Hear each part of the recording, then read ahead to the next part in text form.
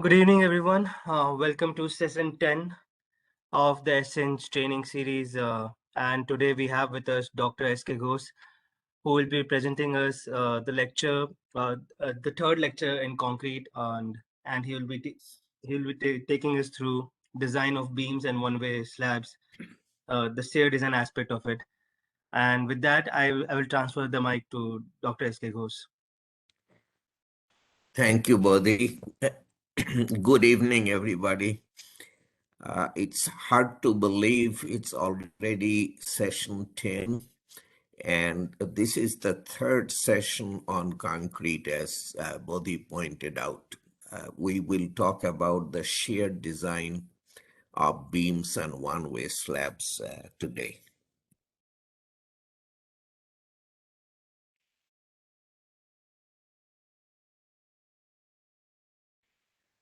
Okay, I would like to start with, first of all, basics, and second, a little bit of strength of materials. I think that is absolutely necessary in understanding what shear is and what it is that we do in shear design.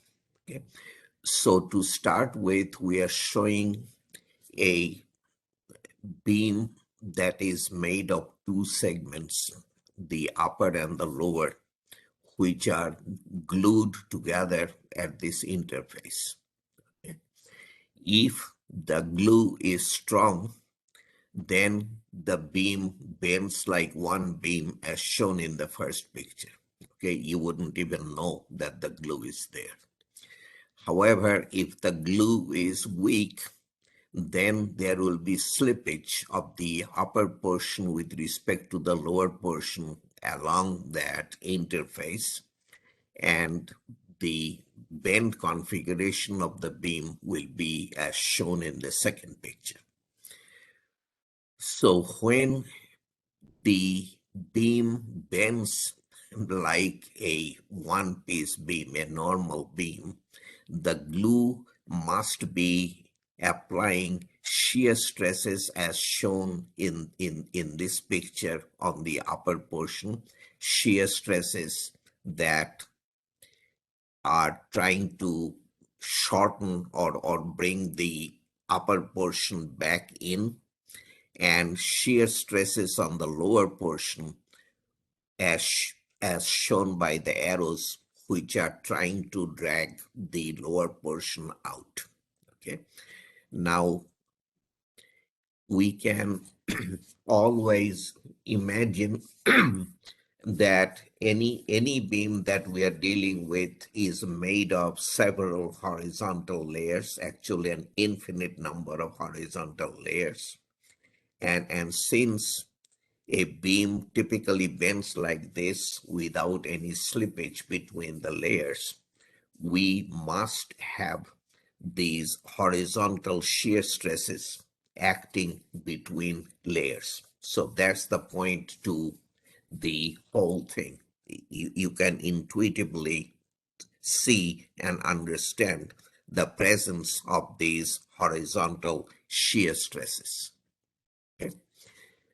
Then I have taken a picture from the old textbook of Strength of Materials book by Timoshenko and Young, which has been used around the world.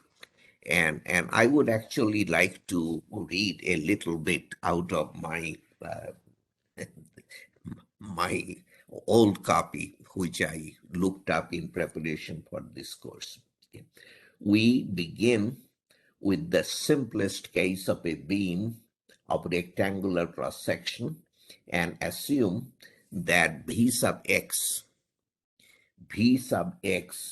is the resultant shear force on a chosen cross section, dividing the cross section into infinitesimal strips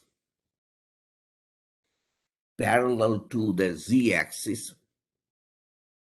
Z-axis is this one. This is x, this is x, this is y, this is z. So these strips are parallel to the z-axis. So dividing the cross-section into infinitesimal strips parallel to the z-axis, it is reasonable to assume that on any one such strip, the shear stress tau will be uniform across the width of the beam. The shear stresses, the horizontal stresses, let us say, that we talked about, are uniform across the width of the beam and parallel to the y-axis as shown. We also know that such shear stress on one side of the prismatic element Mn must be accompanied by equal shear stresses on each of the other three sides of the element. If we have horizontal shear on this face, there has to be horizontal shear in an opposite direction on the bottom face of the strip for force equilibrium, but those equal and opposite shear stresses will cause rotation. To have rotational equilibrium, we would need equal and opposite shear stresses that are in vertical direction on the right face and the left face. So that's what we are saying. So we also know that such shear stresses on one side of the prismatic element Mn must be accompanied by equal shear stresses on each of the other three sides of the element. Thus, we must observe at the outset that there will be horizontal shear stresses between layers of the beam parallel to the neutral plane, as well as transverse shear stresses between cross sections, and that at any point in the beam, these complementary shear stresses are equal in magnitude. So this is extremely important. I will read again. Thus, we must observe at the outset that there will be horizontal shear stresses between layers of the beam parallel to the neutral plane, as well as transverse shear stresses between cross sections, and that at any point in the beam, these complementary shear stresses are equal in magnitude. This at once leads us to conclude that the shear stress tau must vary as we go from the top to the bottom of the beam. So the writing points out that at the top, the shear stress must disappear, must be zero. At the bottom, the shear stress must be zero. So in between, if there are shear stresses, then there must be variation in those shear stresses from the top to the bottom. Okay. Now we are looking, so the key to the true law of variation of tau with y comes from examining the equilibrium of an elemental block, Pn, P1, N1, this block, okay, which you have taken out of the beam, Pn, P1, N1, between two adjacent cross sections Mn and M1, N1, distance dx apart. The distance between this section and that sections is dx.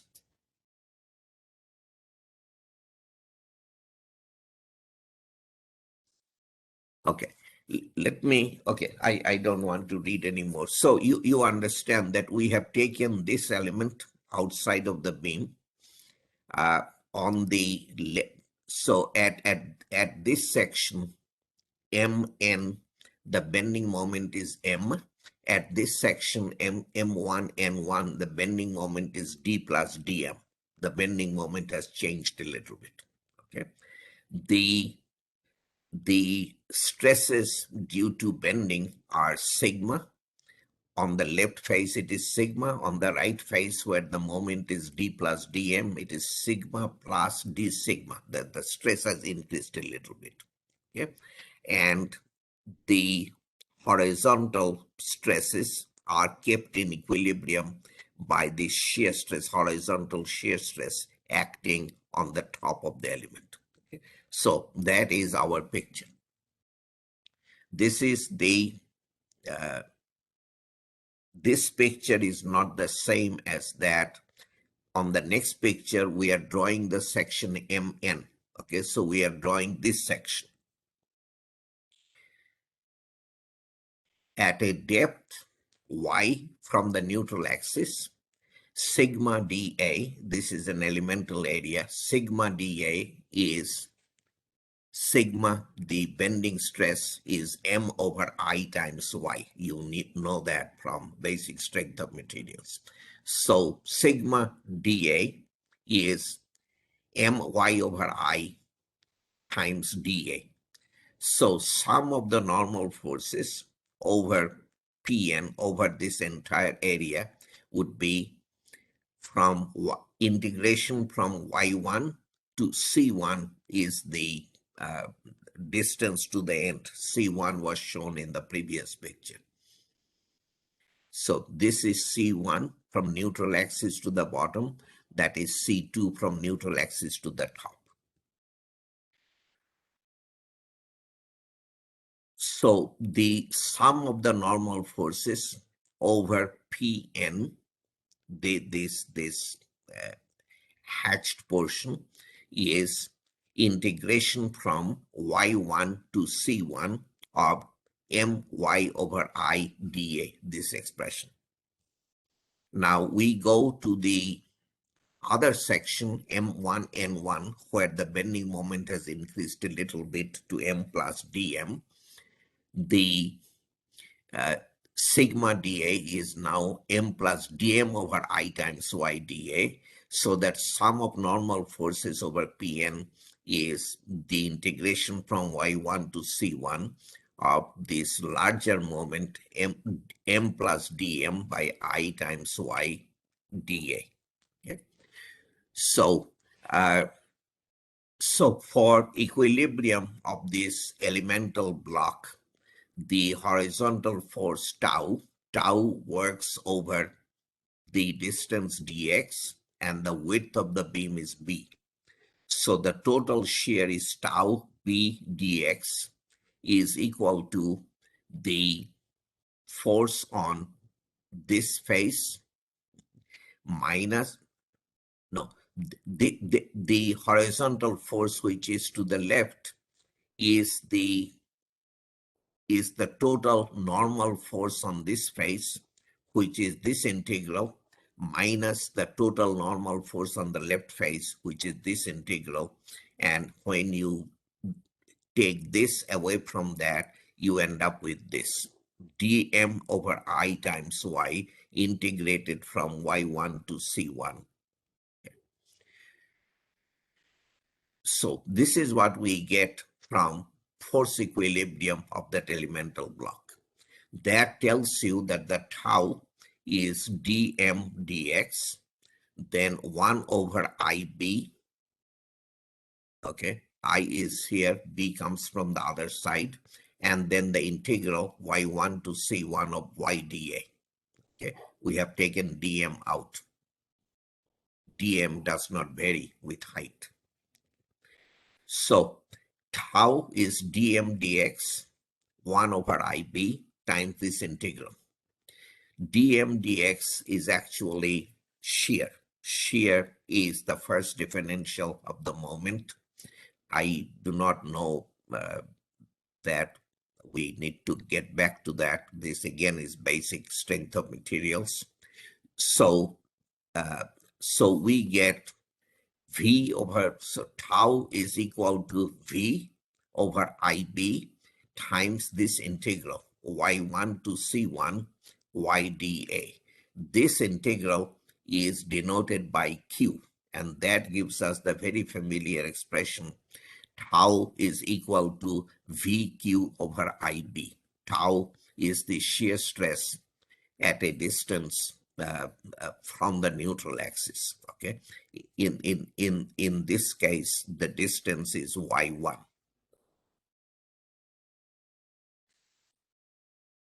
So we wrote the same expression again. Q is integral of y dA.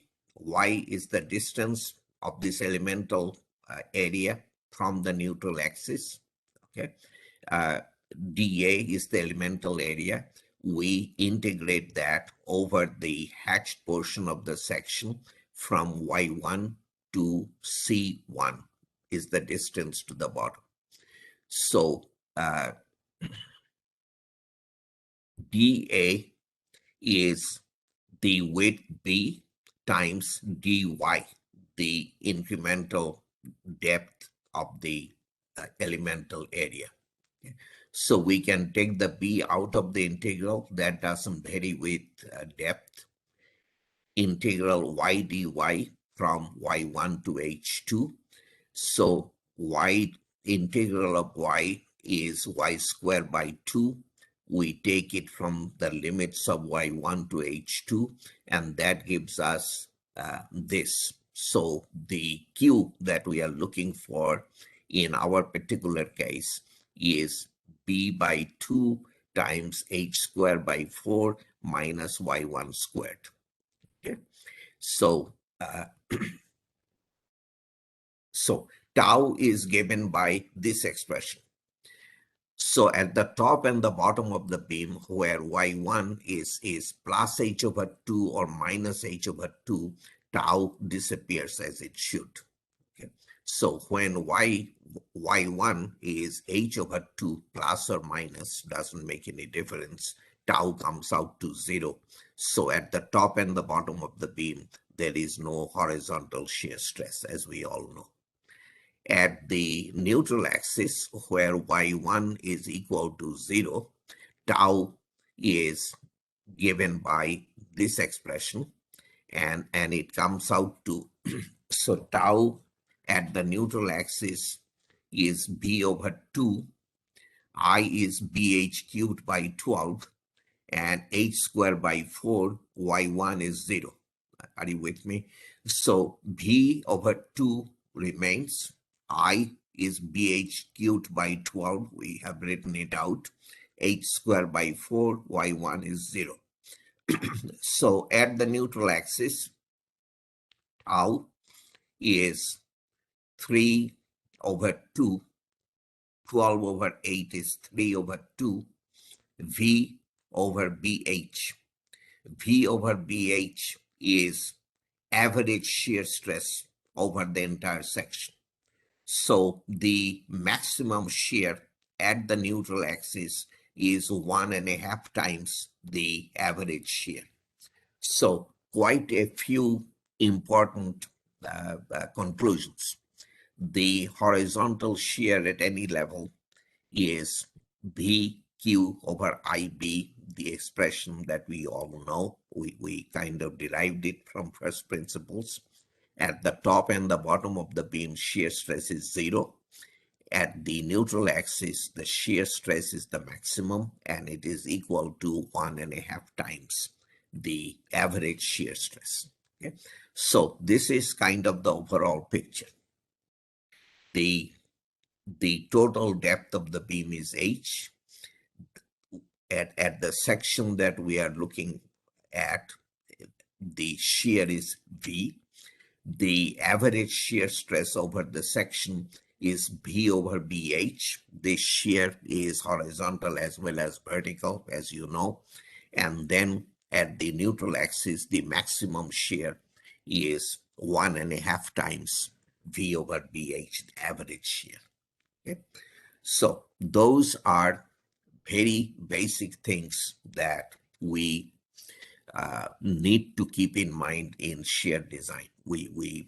This has to be kind of second nature, the calculation of the horizontal shear stress using BQ over IB, fully understanding what the quantity Q is and the variation of the shear stress along the depth of the beam. Okay. Then the principal stresses, which are easily established using the Morse circle. This is the second topic from strength of materials that I will take you through, and then we will go into ACI 380 and BNBC shear design, which is our topic today, which is where we are headed. But these preliminaries, I think, are are extremely important. So if we take this element as in the previous picture, pretty much, okay, a beam under transverse loading, in this case, it's loading in the middle, simply supported at the two ends. We take an element, in this case, below the neutral axis. So that element will be subject to normal stresses, uh, denoted by those arrows, the sigma x. The element is subject to normal stresses in the y direction, that is sigma y. There are shear stresses on the left and right face, that's tau xy, and there are also shear stresses on the upper and the lower face, which are also tau xy. The shear stresses are the same. So the applied stresses, if we may call them that, the stresses caused by the applied load are sigma x in the x direction, sigma y in the y direction. The x direction is indicated clearly, the y direction is indicated clearly, and tau xy. Okay? Now, so on, if you pick any element at random, this is what you have. You have bending stresses and shear stresses. However, if you take an element inclined at a particular angle, then it is possible for the shear stresses to disappear and for the element to be subject only to bending stresses. And those bending stresses are called principal stresses. Those are the largest stresses that an element can be subject to. Okay? This concept of principal stresses, I'm sure, is not new to you. I'm trying to very, very briefly trying to bring it back. Uh, the idea is, when we talk about principal stresses, there are no shear stresses associated with them. Okay? And they are the largest stresses, that largest meaning largest or the smallest stresses that an element is going to experience. Now, in order to figure out the sigma 1 and sigma 2, the principal stresses, we typically go to this construction of Morse circle, uh, and these are the steps that, and let us implement them rather than read them. Okay, so this is our element. We have on the let us say right and the left face, the vertical faces, sigma x and tau xy. Okay, so we plot along the x-axis sigma x, that brings us to point F, and we plot tau xy going up. Let us say this tau on the left and right face is a positive shear, okay, causing clockwise moment. Then we plot sigma sub y, that brings us to point F1, and on the top face and the bottom face there are shear stresses that cause counterclockwise moment. So this is a negative tau xy, and we plot that. That brings us to point D1. So the stresses on the right and left face took us to point D. The stresses on the upper and the lower face take us to D1. Now we draw a circle with DD1 as the diameter. Okay, so we go to the center of D and D1. That's the center of our circle. This is the radius. This is the radius from C to D, and this is our Morse circle. Okay, now the principal stress sigma 1 is shown here. Sigma 1 is the, let's go to the next page. So sigma average is the distance from O to C. Remember again, sigma x takes us to F, sigma y takes us to F1.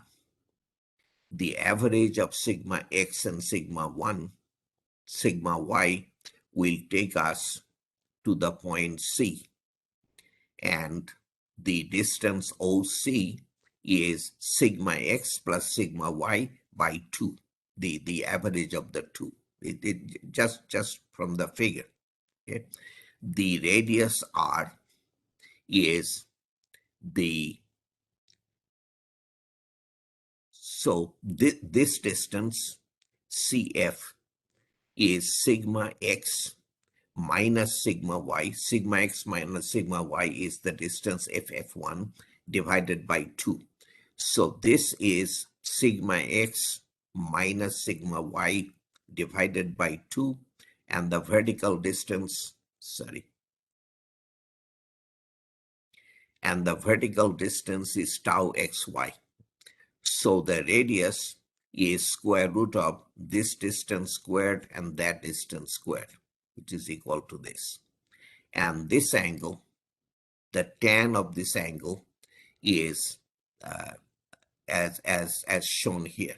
Okay, tan of 2 phi a is, okay, if the, I should have pointed out, if the, if the principal stress is inclined at phi a, then on the Morse circle that angle will be 2 times PA. So anyway, I don't know that we will do a lot with the angle, but the sigma average is sigma sub x plus sigma sub y by 2. The radius is equal to that. So now the principal stress sigma 1, which is from here to there, okay, is OC plus CA.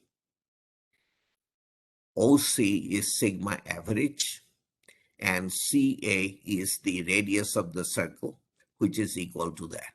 Okay. So the first principal stress, sigma 1, is given by this expression. The second principal stress, sigma 2, which is the distance O to B, is sigma average, the distance O to C, minus the distance CB, which is the radius, and that is then given by this expression.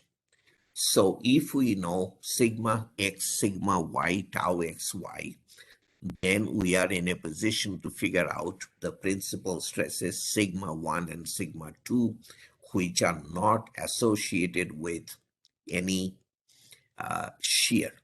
Those are normal stresses, either tension or compression. Okay, so now we are back to a beam under uniform load, simply supported. We have taken an element 1 at the neutral axis. We have taken an element 2 that is basically at the bottom of the beam. On element 1, sigma x and sigma y are equal to 0 because it is at the neutral axis. Okay, so if sigma x and sigma y are 0, then sigma 1 and sigma 2, by the expressions we derived, this expression, okay, so if sigma x is 0, sigma y is 0, then sigma 1 is simply tau xy, and sigma 2 is also tau xy. Okay? The directions are different. This is plus tau xy, this is minus tau xy. And that's what we have written here. Sigma 1 is negative sigma 2 is equal to tau xy. And if you want the inclination of that shear stress, 2 phi A comes out to 90 degrees and phi A comes out to 45 degrees.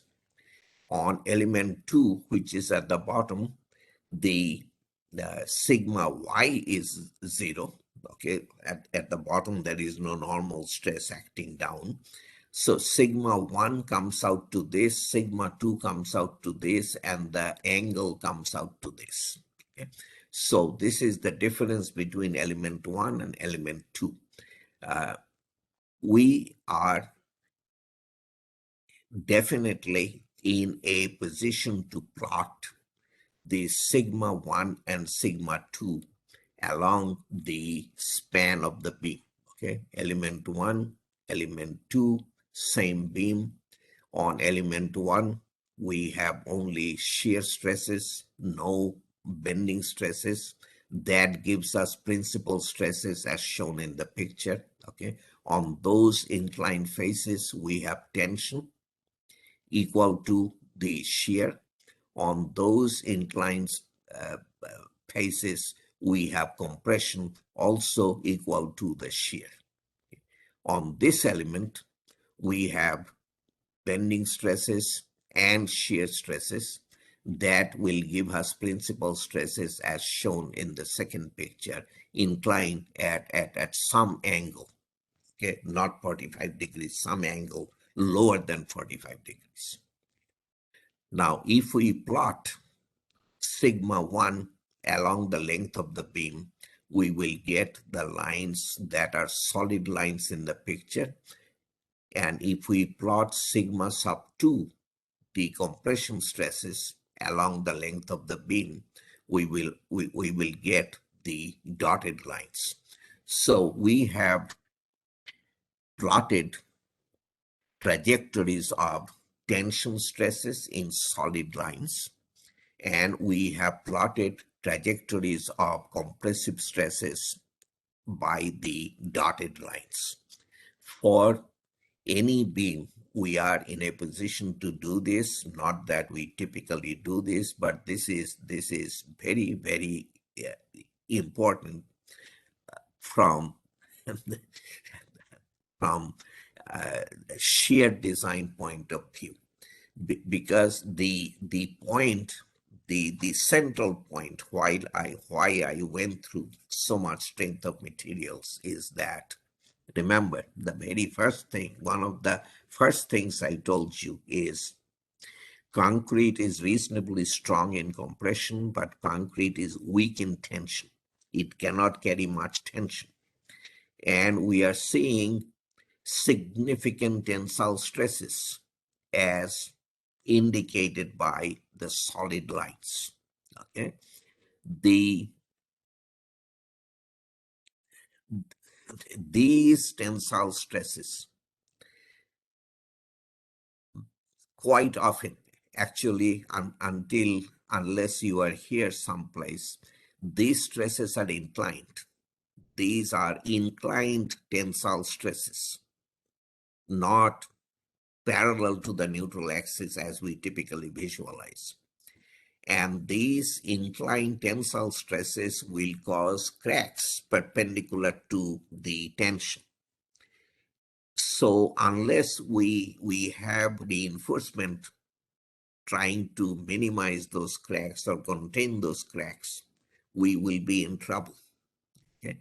So when we talk about shear design, we are designing against this diagonal tension. That's precisely what we are doing. Okay, we are trying to prevent the diagonal tension from destroying our beam. The inclined cracks that will result from the diagonal tensile stresses must be contained by providing suitable reinforcement.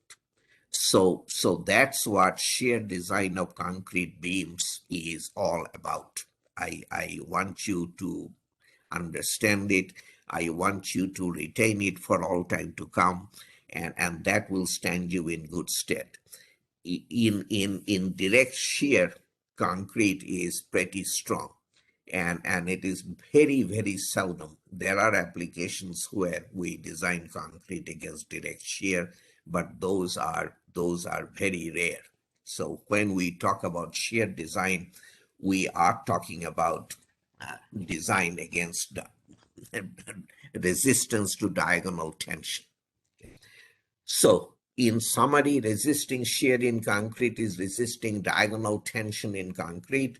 Diagonal tension is maximum at the neutral axis of a given section and zero at the top and the bottom edges of the section, as we saw.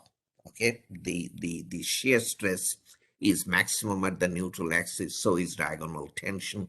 Shear stresses disappear at the top and the bottom, so do diagonal tension. So resisting shear in concrete is resisting diagonal tension in concrete. Diagonal tension is maximum at the neutral axis of a given section and zero at the top and bottom edges of a section. Okay, now a few things that are good to kind of appreciate. Yeah. So typically the ratio V is the shear, M is the corresponding moment at the section, D is the effective depth. Okay. V D over M is a how do you call it? It's a unitless number, non-dimensional quantity. Okay?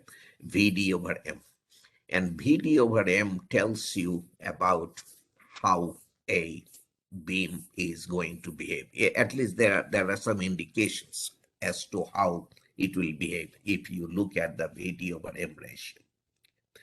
Now, in a beam as shown in the picture, simply supported, this is the bending moment diagram. This is the shear diagram. At this location, the shear is large, the bending is large. Both the moment and the shear are large. At this section, we have large shear, very small bending. Okay? So it tells you about what kind of a ratio, BD over M, we are looking at as we go along the beam. Uniformly distributed loading, the same beam. This is the bending moment diagram. This is the shear diagram. Here, as before, the moment is large, the shear is low. Here, the moment is small, the shear is large. Okay, so as we go from the center to the supports, that is what changes. Okay? This is a beam continuous over the middle support. At this location, we have large moment, no shear, or very small shear. At this location at the support, both the moment and the shear are high. Near at this inflection point, or whatever you want to call it, the moment has become very small to zero, but the shear is still large. And in this location, the shear is large, the moment is small. Okay. Now,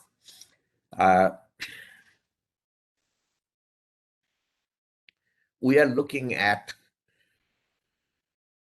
a reinforced concrete beam without shear reinforcement. Okay, so this is reinforced concrete beam on this is the left support. There is a support to the right someplace. This is the tension reinforcement. The important thing is that there is no shear reinforcement. Okay, we talked about the principal tensile stresses. Those principal tensile stresses are the largest at the neutral axis. So diagonal tension stress near neutral axis, that's the largest diagonal tension. When that equals and then exceeds the tension strength of the concrete, there will be cracking at the location of the neutral axis. Okay? And this kind of cracking is called web shear cracking. This is now coming home. Okay, this is now hardcore shear design of concrete beams. There is web shear cracking and flexure shear cracking that we deal with all the time. So, so what is web shear cracking? When the principal tensile stresses, which are the largest at the neutral axis, equal or exceed the tensile strength of the concrete.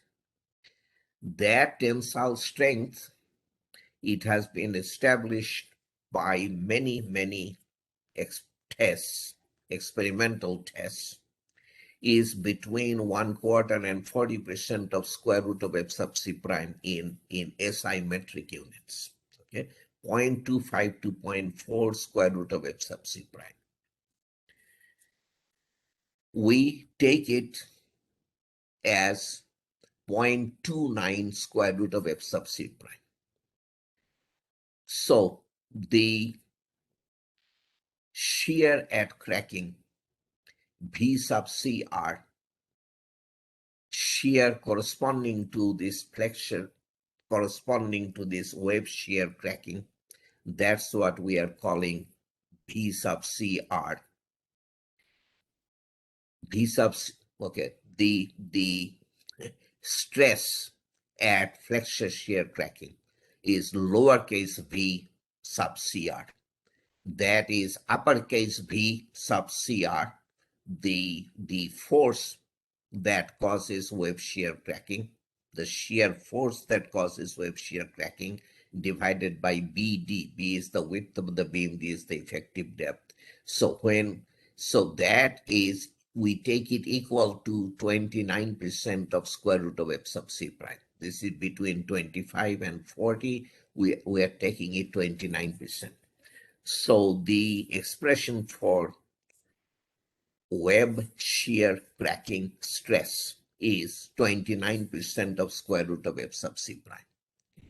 This web shear cracking, which starts at the neutral axis location, is it does happen, but it's relatively rare. Okay? What is much more common is flexural cracks open up. We know why. We have uh, flexural tension, and at the bottom the flexural tension is horizontal. At like in the middle of the beam, the flexural tension is horizontal. We saw that from the principal stress trajectories. So the flexural cracks are vertical or near vertical, okay, as we go towards the supports. So here they're vertical. As we go near the supports, they get inclined. Here they're more inclined. Anyhow, so shear stress at the tip of a flexure shear crack is it because of the crack, the shear stress at the tip of the crack can be quite high. So shear stress at the tip of the crack can be much larger than what the shear that we would have had there in the absence of the crack. Simultaneous bending stress increases the diagonal tension. Okay, at that location, at the tip of the flexural crack, we not only have shear but also have normal stresses, and the two together gives us diagonal tension stresses that are significantly higher than the V over BD. Now, so flexure shear cracking happens at a significantly lower stress than the 0.9 square root of f sub c prime value that I showed you on the previous slide. It tends to happen around half of that. We take it as 0.16 square root of f sub c prime. So web shear cracking stress is 0.29 square root of f sub c prime. Flexure shear cracking stress, on the other hand, is 0.16 square root of f sub c prime. It is much liable. Everything depends on the proportions of the beam, if it is a thin webbed beam and all kinds of things. But the flexure shear cracking happens at a lower stress than web shear cracking. And this is why flexure shear cracking is much more common than web shear cracking. Now, the flexural reinforcement, we remember we are talking about beams without shear reinforcement, but there is flexural reinforcement, and that flexural reinforcement plays an important role. Large tension reinforcement percentage rho results in smaller and narrower flexural tension cracks prior to formation of diagonal tension cracking. That is common sense, right? Large tension reinforcement percentage results in smaller and narrower flexural tension cracks prior to formation of diagonal tension cracking. This leaves large area of uncracked concrete to resist shear. So, so the cracking shear stress, which would be in, if we don't consider this effect, which would be 0.16 square root of f sub c prime, goes up by this expression. This is all, everything I'm showing, that number is experimentally derived based on a lot of testing. Okay? So the cracking strength, this is flexure shear cracking strength, is the concrete contribution 0.16 square root of f sub c prime plus the contribution of the longitudinal steel, the steel that is there for bending. Okay? And so it is given by that expression, and the two together must be no higher than the web shear cracking strength of 0.29 square root of f sub c prime.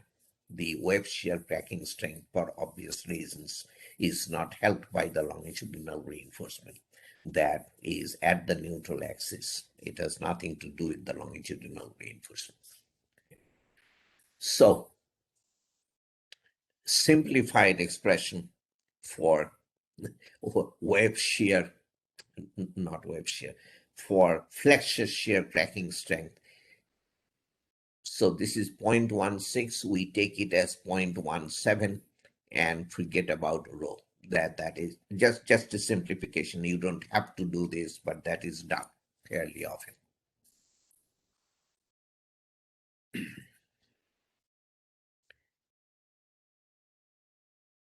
Okay, so shear and diagonal tension, reinforced concrete beams without shear reinforcement, behavior of diagonally cracked beam. So we are talking about diagonal cracking for reasons that I have gone through.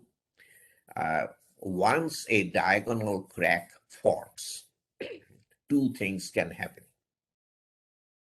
It goes all the way through, causing failure of the beam. That would be diagonal tension failure. That is not uncommon by any means. Or the diagonal crack may stabilize and the beam could go on carrying higher loads. Both scenarios are possible. Okay? So let us look at how a diagonal crack, once it opens up, may stabilize. So behavior of diagonally cracked beam. This is the diagonal crack, obviously, that has formed. Okay, the external shear has to be, the external shear is equal to this reaction R1 minus this load P1. Okay, we are talking about this portion of the beam, the crack to the left. So the external shear is R sub 1 minus P sub 1. The external shear has to be equal to the internal shear. Internal shear is the shear in the uncracked portion of the beam, that is V sub C, the concrete in compression. Then the shear that is resisted by dowel action of the reinforcement. I hope you understand dowel action is like kinking. And the aggregate interlock shear, V. So V sub I is the shear that is resisted by aggregate interlock because the surfaces of the crack are rough and the aggregate, the stone on that surface, rub against one another. So the vertical component of the aggregate interlock shear is V sub I y. So external shear is equal to internal shear. Internal shear is the shear in the concrete, concrete in compression V sub C, plus the shear that is carried by dowel action, plus the vertical component of the aggregate interlock shear. So V sub C, the shear in the compression concrete, is the external shear minus the shear that is carried in dowel action minus the vertical component of the aggregate interlock shear. Okay. Now, external moment is this R1 multiplied by the distance XA. Okay, so we are taking moments about the point A. External moment is R1 times XA minus P sub 1 times XA minus X1. If you look at the picture, everything should be very clear. So external moment is R1 times XA minus P1 times XA minus X1. Internal moment about point A would be the tensile steel force at section B, that is TSB, times the distance Z, you can call it the lever arm, okay, plus the dowel shear V sub D at B multiplied by this distance X, okay, from the dowel force to the point A. And the dowel shear is typically not big. So that term can be neglected. Then we have internal moment equal to the tension at point B multiplied by the Z. Okay. So if we write M internal is equal to M external, then the tension at point B is M external at point A divided by Z. That is an interesting conclusion and observation. So tension at B is equal to the moment at A divided by the lever arm Z. It is not the moment at B. That's what the diagonal crack has done. Okay, so we did derive a fairly significant conclusion. So formation of diagonal cracks produces the following redistribution of forces and stresses. Shear stress on concrete increases from V external over BD to VC over BY. Okay, so before the diagonal crack, the shear was V external and the stress was that divided by the section BD. But after the cracking, the shear is the shear in the concrete and the area of the uncracked concrete is B times Y. Okay, I don't know if I pointed out the Y distance here.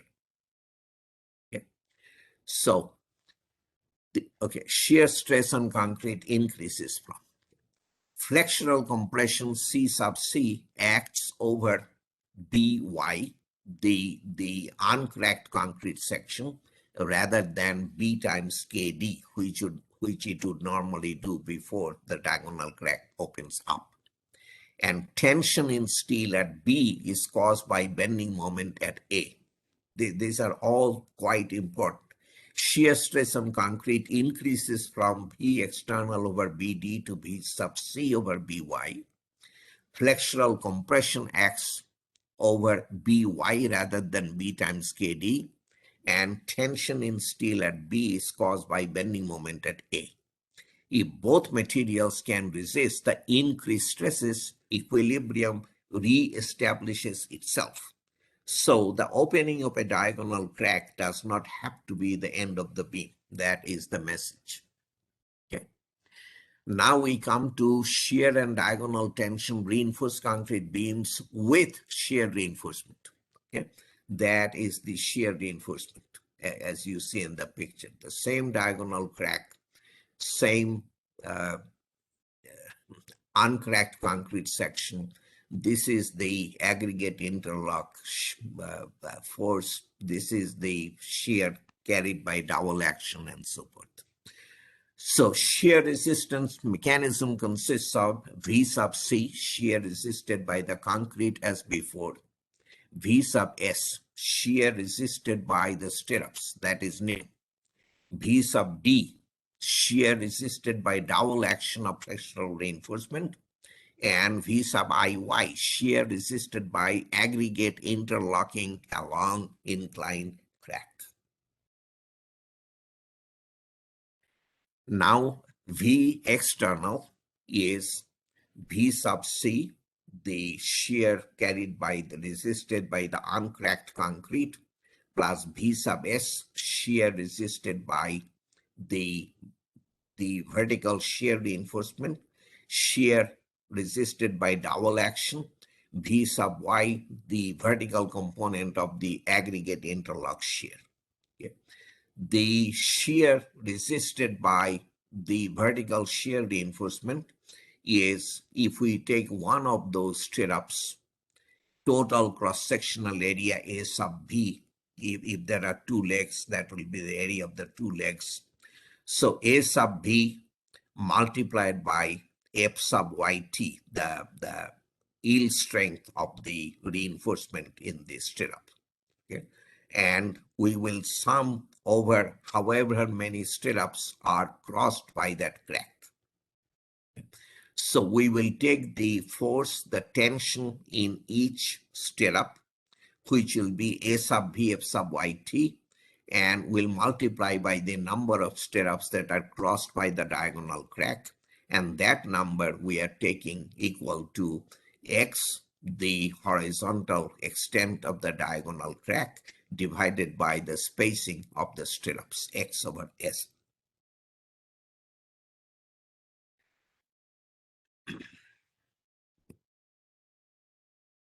So the so the difference between this and the next one. So here V sub C plus V sub S plus V sub D plus V sub IY is the external shear. V sub C we have left alone. V sub D we have left alone. V sub IY. Okay. So the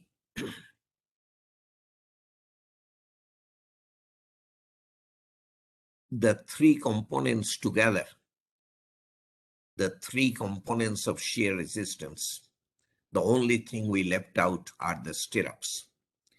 We are calling that the cracking shear strength of the concrete, V sub CR. Okay. The shear that is resisted by the compression concrete, that is intact, shear that is resisted by dowel action, and the shear that is resisted by aggregate interlock. All together, we are calling that the cracking shear, V sub CR. And we are assuming that this X, the horizontal extent of the crack, is equal to the effective depth. At failure, the external shear is the nominal shear strength. Okay, that's what nominal strength means. At that shear, we have shear failure. So the nominal shear strength then is the cracking shear strength of the concrete V sub CR plus A sub B F sub YT the shear resisted by an individual stirrup multiplied by the number of stirrups caused by the crack, which should be D over S instead of X over S, because we have assumed X is equal to D. So nominal ultimate shear stress, if we want nominal ultimate shear stress rather than strength, then we divide by BD, and that will be a lowercase v sub CR, capital V sub CR divided by BD, and A sub B F sub YT divided by BS. This is just division by BD. So this is the important part. The nominal shear strength is the cracking strength of the concrete, diagonal cracking strength of the concrete in shear, and the shear that is resisted by the vertical shear reinforcement. Okay. Now we are showing the contribution of the various components to shear resistance. This is shear resisted by the compression concrete, shear resisted in double action, shear resisted by aggregate interlock, and this is shear resisted by the stirrups. Until inclined cracks open up, the stirrups don't do anything. Okay, they have to be in a way activated. They have to be crossed by diagonal cracks. But once diagonal cracking starts, incline cracking starts, the stirrups go on carrying increasing amounts of shear. Okay? The contributions of the other components are more or less constant. The contribution of the vertical shear reinforcement goes on increasing, okay, as the loads on the beam increase. So you can see the relative proportions of shear in the compression concrete, shear carried by double action, shear carried by aggregate interlock, and how they remain the same or change a little as the beam is loaded more and more. Once the stirrups yield, then obviously their contribution levels off. That point we are looking at wide cracks, and so this aggregate interlock shear as well as the dowel shear, those drop off. Okay? So this is a very, very important picture if you are going to understand the whole mechanism of shear resistance and where the resistance comes from. Okay? Now, from this point onwards, it's ACI 318B and BC. As before, 31808 section numbers are black, and BNBC 2020 section numbers are in blue. So this is mostly coded language, unless I tell you. Okay, so for non-priestess members, sections located less than a distance D from face of support shall be permitted to be designed for P sub U computed at a distance D. This is very important. We call it the critical section for shear design. So you do not typically have to design a beam for shear for the shear at the support face. We typically design a beam for shear or diagonal tension, as I have pointed out, for shear at a distance D from the support face. So the critical section for shear is located at a distance D from the support face, D being the effective depth. Now, what I said is true provided a number of conditions are met, and those conditions we will look at next. But this fact, again, the fact that we take the critical section 1D away from the support face is again because we are designing for diagonal tension. It is not designing directly against shear. So what I just said, the critical section at a distance d from the support face is applicable if all of the following conditions are satisfied. Support reaction in direction of applied shear induces compression into the end region of the member. Okay, the support induces compression rather than tension. Okay, that would typically be the case. The support reaction in direction of applied shear introduces compression. In a typical beam, that's what happens. Okay, the beam wants to go down, if you like. The support keeps it from going down and produces compression. Loads are applied at or near the top of the member. This is important. If you have a beam with ledges, like precast spandrel beams, and you apply the loading on the ledge rather than on the top of the beam, then you do not satisfy this condition. Loads are applied at or near the top of the member. No concentrated load occurs between face of support and location of critical section. This is extremely important. You cannot take the critical section 1D away from the support face if within the distance D we have a concentrate one or more concentrated loads sitting on the beam. Okay, so no concentrated load occurs between face of support and location of critical section. Okay, these are some illustrations. The top picture the is what I was describing. So this is a precast beam with a ledge. The loading is applied on the ledge, not on the top of the beam. The critical section goes back to the support face. It is not 1D away from the support face. So here there is no compression at the support. The support, this beam is hanging from something, so the support does not provide compression, and then the critical section is at the support face. Okay? This is a normal situation. This is a beam. The loading is at the top, not shown.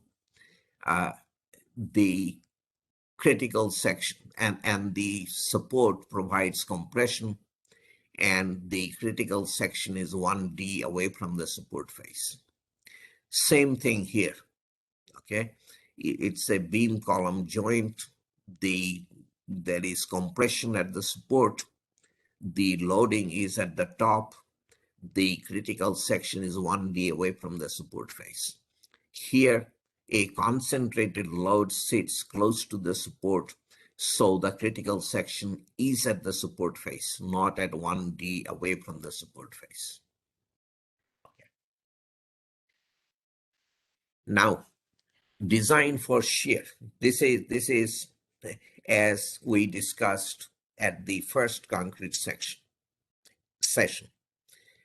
In all strength design, the design strength must be larger than or equal to the required strength. Required strength is V sub U. That has to be calculated from the applied loads by structural analysis. And V sub N is the nominal shear strength. We reduce it by a strength reduction factor phi to get to a design strength. In shear design of ACI 318 and BNBC 2020, phi for shear is 0.75. There are exceptions to that, which we may come across as I take you through other stuff, but normally, unless something specific is said, phi is 0.75. Okay.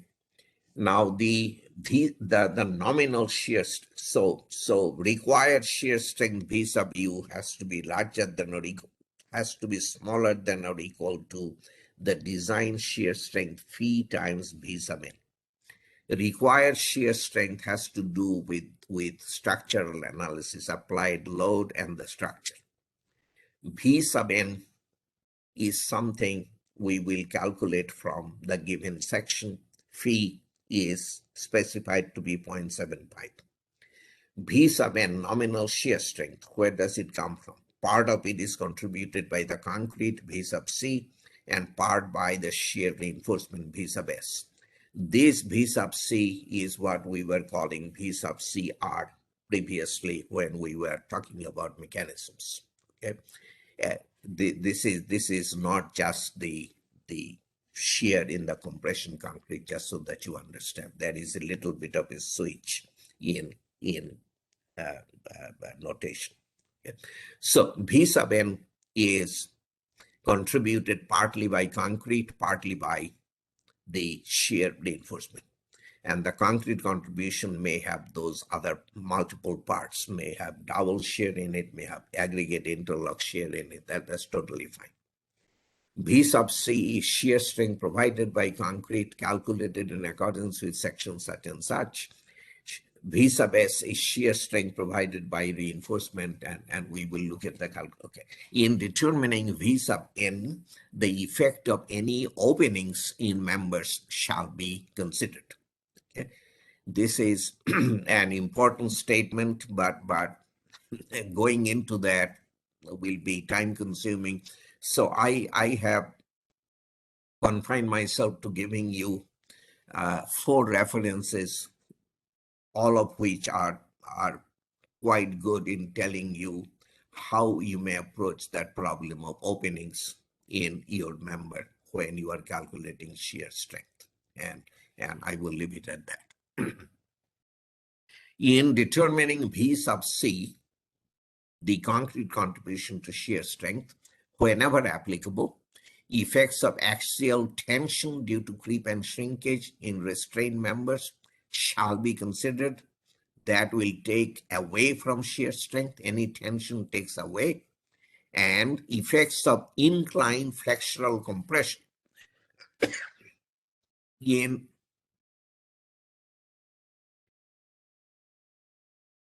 the effects of inclined flexural compression in variable depth members shall be permitted to be included.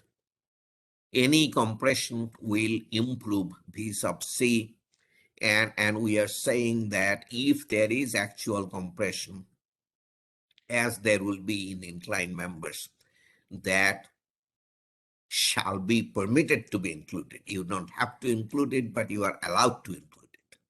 In the case of tension, you have to consider it. It takes away from V sub c.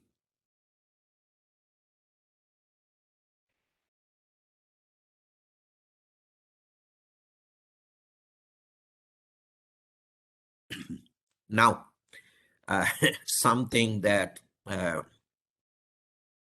basically a twist, if you like. So the value of square root of f sub c prime, whenever we talk about v sub c, we typically express it in so many square root of f sub c prime. And that is sometimes true of v sub u also. The square root of, so let us say shear strength is so many square root of f sub c prime. Square root of f sub c prime shall not exceed 8.3 megapascals, except as allowed in 11.121. So in American units, square root of f sub c prime cannot be taken any more than 100 psi. The background to this is we do not have test results for beams having, or didn't have, having compressive strength in excess of 10,000 psi. For f sub c prime exceeding 10,000 psi, we did not have shear strength test results. So ACI 318 in several editions ago said, let us restrict concrete strength to 10,000 psi, which means square root of f sub c prime shall be restricted to 100 psi. That's what you are looking at here. 8.3 MPa, square root of F sub C prime. Okay? Now, we did not mean to say concrete strength cannot exceed 10,000 psi. What we meant to say is if you have 15,000 psi concrete, for shear strength calculation, you will count on 10,000 psi. You will ignore the other 5,000 psi. But then we went on to say if you want to take advantage of the shear contribution of the additional 5,000 psi of concrete strength, you will have to provide more than minimum shear reinforcement. Okay, if you do, then you can take full credit. How much more shear reinforcement, that will be coming up on subsequent slides. Okay, so here you are looking at the very first part of the picture. Square root of F sub C prime shall not exceed 100 psi, meaning concrete strength shall be restricted to 10,000 psi. Okay, unless except as allowed in. So there are exceptions to that.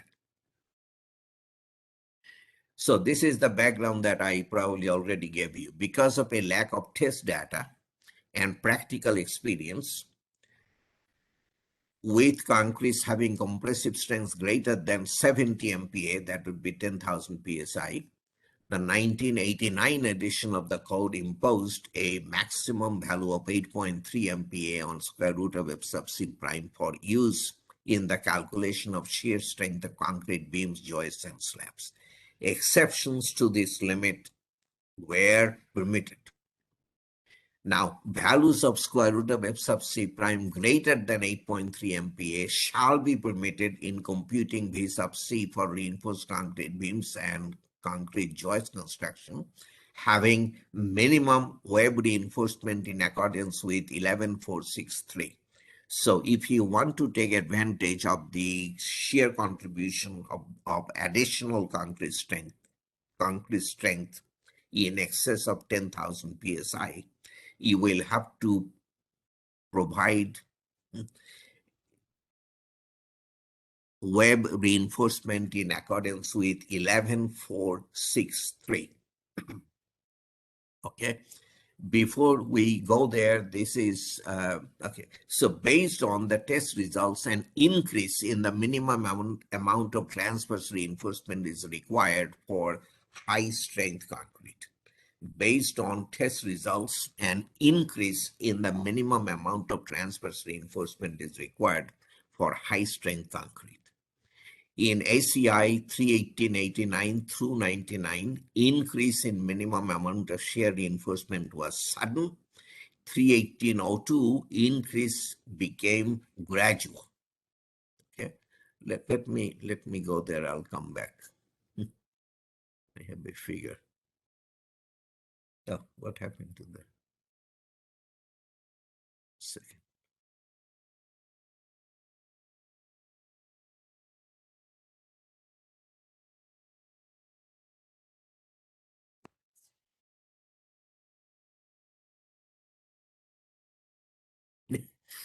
I know that I have the figure.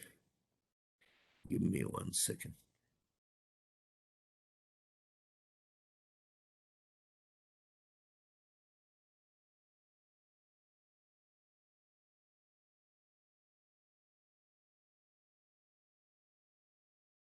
Strange.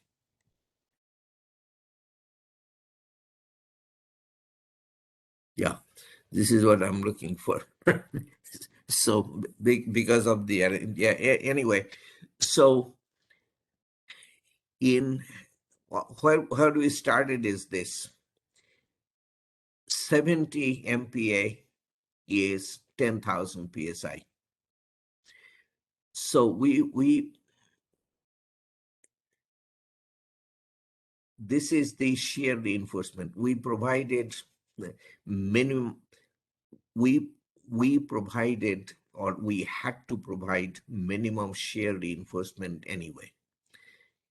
When the concrete compressive strength exceeded 10,000 psi, if it were 10,001 psi, and we wanted to benefit from the shear contribution of the extra 1 psi compressive strength, we had to provide 2 times the minimum shear reinforcement. Okay, we had to apply a multiplier of 2 to the minimum shear reinforcement. That multiplier of 2 went up to 3, corresponding to 15,000 psi compressive strength. And after 15,000, we did not increase the multiplier anymore. So all of a sudden at 10,000 psi, we had to provide twice the minimum shear reinforcement that we would otherwise provide. That 2 times minimum went up to 3 times minimum for 15,000 psi, and then it remained level. 31802, we abandoned those abrupt changes, and we provided minimum shear reinforcement that varies with compressive strength of the concrete. Okay, so that's what we were. Yeah. Anyway, so let me go back where I was.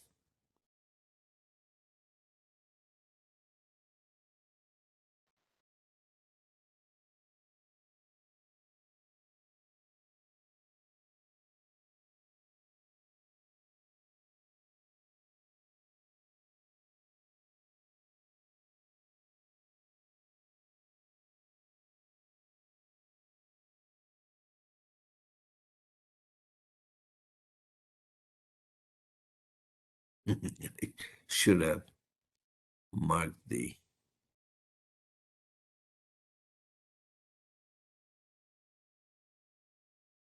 Okay, so based on test results, an increase in the minimum amount of transverse reinforcement is required for high strength concrete. So 31889 through 99, increase in minimum amount of shear reinforcement was sudden. 31802, increase became gradual, and it will come back as you saw. Okay. Now V sub C shall be computed by provisions of section such and such unless a more detailed calculation is made in accordance with another section. So V sub C shall be computed by a set of provisions unless a more detailed calculation is made in accordance with another section. Throughout this chapter, except in 11.6, which is shear friction, which we will not discuss today, lambda shall be as defined in section 861. Lambda, lightweight concrete factor, is in chapter 8, and you can look that up. I didn't reproduce that. Okay, so this is how to calculate V sub C, the concrete contribution. Okay. There is the regular calculation, and then there is detailed calculation. As you saw, you can do it 2 ways, and this is the usual way of calculating V sub C. For members subject to shear and flexure only, as opposed to axial force, V sub C is 0.17, the lightweight concrete factor square root of F sub C prime V sub WD. We have seen this 0.17 square root of F sub C prime for quite a while now. Okay.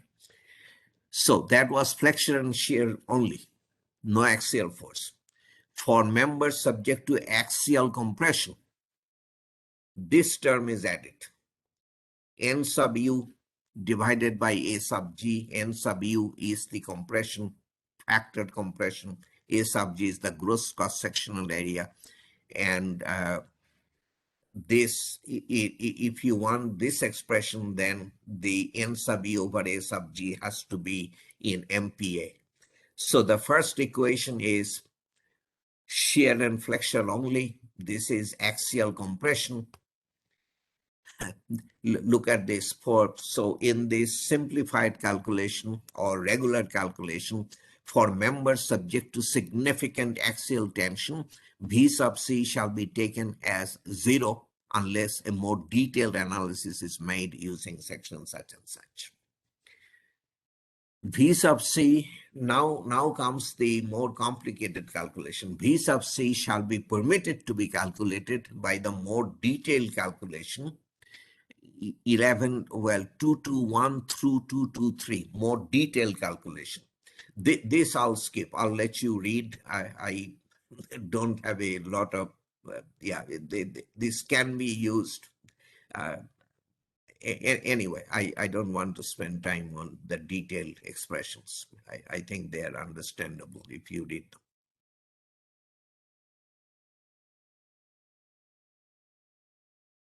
Here, when you have significant axial tension, instead of taking V sub C is 0, there is an expression, so you can get something out of the concrete.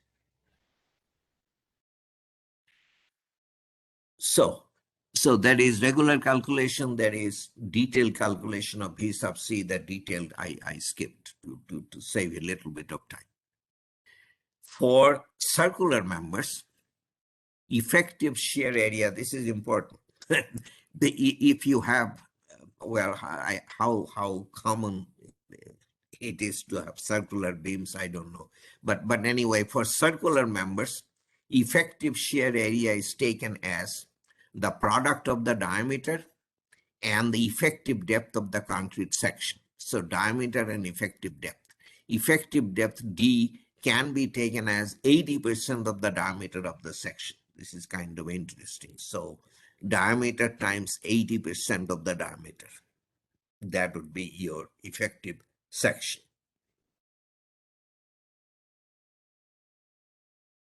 Types of shear reinforcement. Here again, there is a lot of stuff that I will skip because most of it is old to antiquated. I don't know, bent bars and so forth. I haven't seen those in those are so labor intensive. I do not know. Maybe in Bangladesh there is some limited usage, but I doubt it.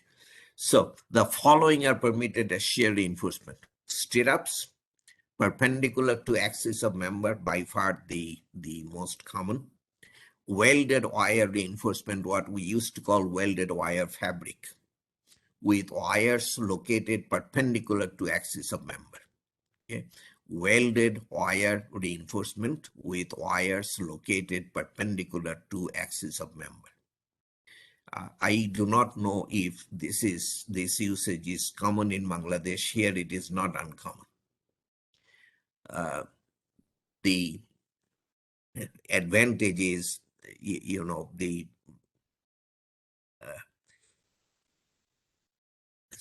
how should I say, instead individual stirrups, some of the work is already done when you get fabric on the job. So anyway, stirrups perpendicular to axis of member, welded wire reinforcement with wires located perpendicular to axis of member, spirals, circular ties or hoops, those are not uncommon at all. And then the following are permitted as shear reinforcement: stirrups making an angle of 45 degrees or more with longitudinal tension reinforcement, longitudinal reinforcement with bent portion making an angle of 30 degrees or more with the longitudinal tension reinforcement, combinations of stirrups and bent longitudinal reinforcement.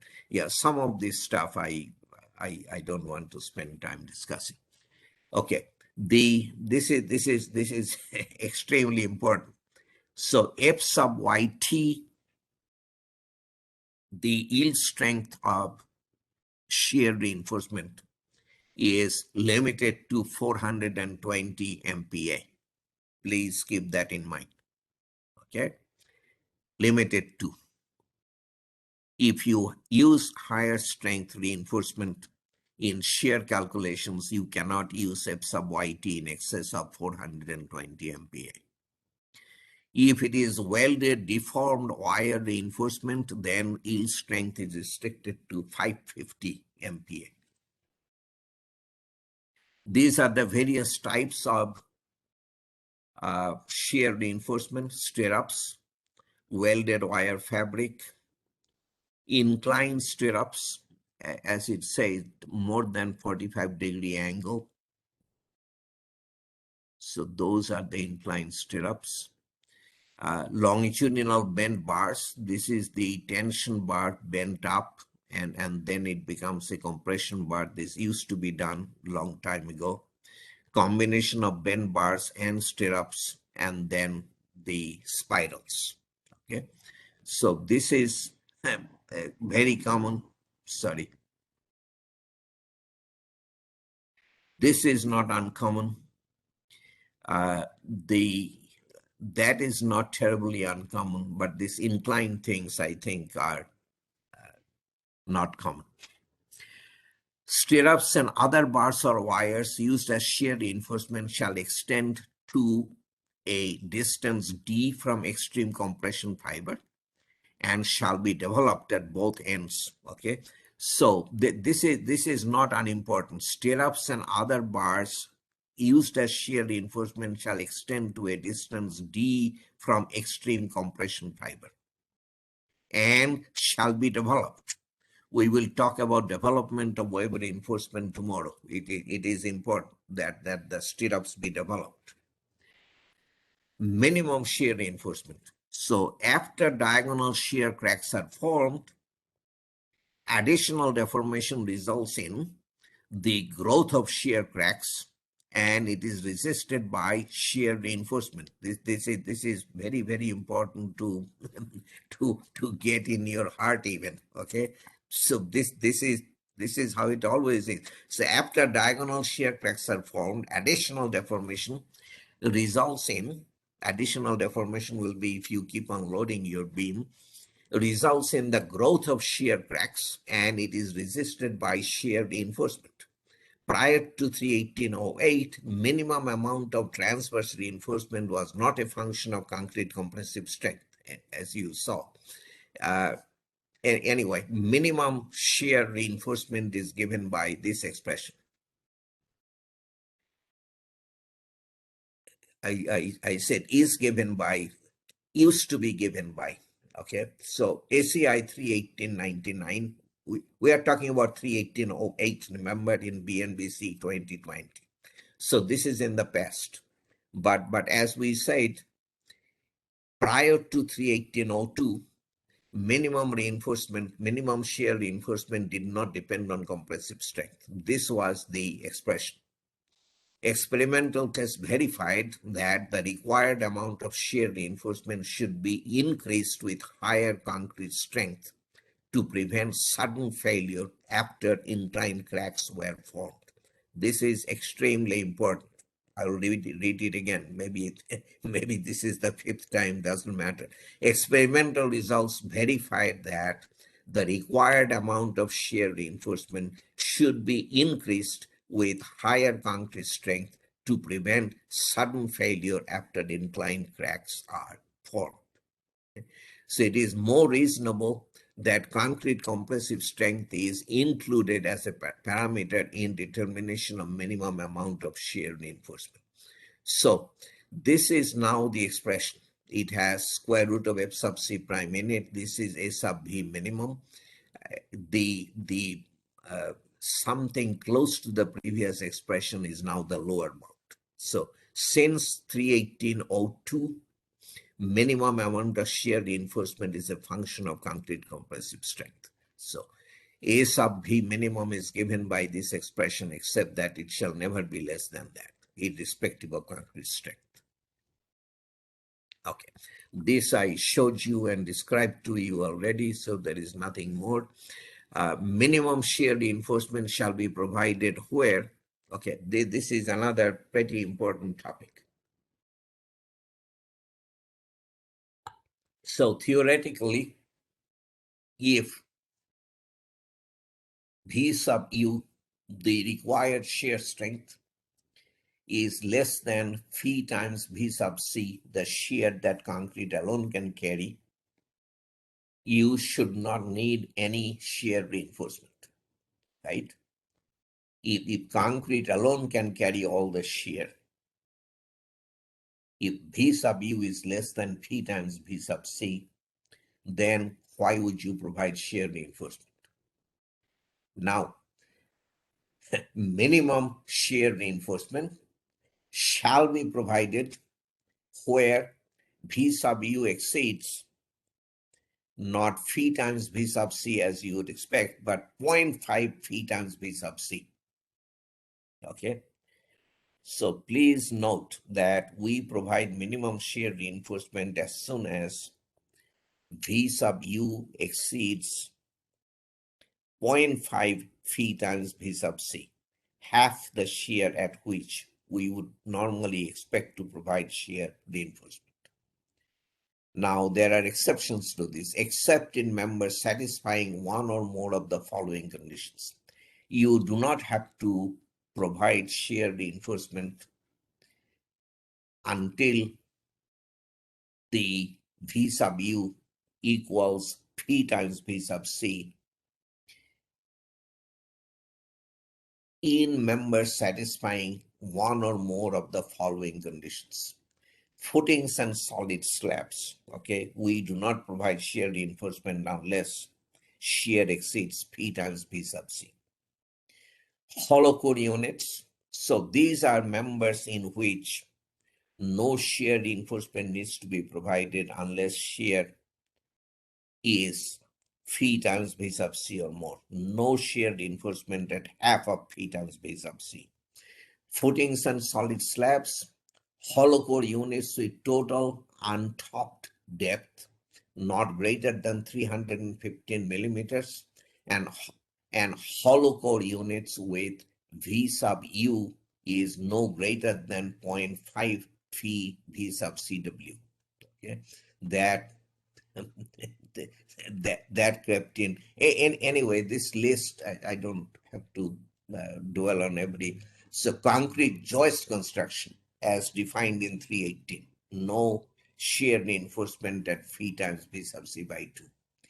Beam with total depth not greater than 250 millimeters. Beam integral with slabs with H not greater than 600, not greater than. Anyway, I'll let you read this list. So there are certain things for which we do not need minimum shear reinforcement unless the V sub U exceeds P times V sub C. Experimental tests indicated that some conditions, such as deep, lightly reinforced one-way slabs and beams, flexural members with high-strength concrete, and flexural members having concrete with small coarse aggregate size, resulted in failure at shear loads less than V sub C, and this is why most of the time we provide shear reinforcement as soon as V sub U exceeds 1/2 of V sub C. Providing minimum amount of shear reinforcement is a prudent approach for flexural members subjected to repeated loading, even though shear reinforcement is not required based on calculation and or experimental static tests. Minimum shear reinforcement requirements shall be permitted to be waived. This is this has been in the code for a long time. I would say this is a problematic provision. Anyway, let us read it. So, minimum shear reinforcement requirements shall be permitted to be waived if shown by test that required M sub n and V sub n can be developed when shear reinforcement is omitted. Okay, if you can demonstrate you don't need shear reinforcement, you don't have to provide shear reinforcement. That's what it's saying. Then such tests shall simulate effects of differential settlement, creep, shrinkage, and temperature change based on a realistic assessment of such effects occurring in service. This is the problematic part. I remember, it has been a while. Anyway, a client came to me. He wanted to get this exemption. And should I come out, observe the test, and certify that the second part has been satisfied. Such tests are simulate effects of differential settlement, creep, shrinkage, temperature change based on realistic assessment of such effects occurring in service. it probably can be done. It's not easy to do, and to satisfy the building official that you have done that is pretty challenging. So yes, this is theoretically a way out. Practically, I do not know how many have succeeded in doing that. When shear reinforcement perpendicular to axis of member is used, so this is now the reinforcement part. Okay, we talked about V sub C quite a bit. V sub S is A sub V F sub YT. That would be shear carried by one piece of shear reinforcement times the number of shear reinforcement crossed by a diagonal crack, which is the D over S part. So V sub S is A sub V F sub YT D over S.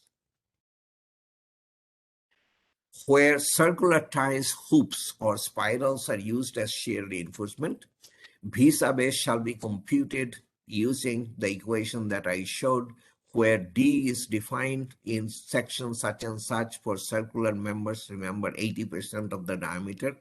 A sub B, important. So we are talking about circular ties, hoops, or spirals.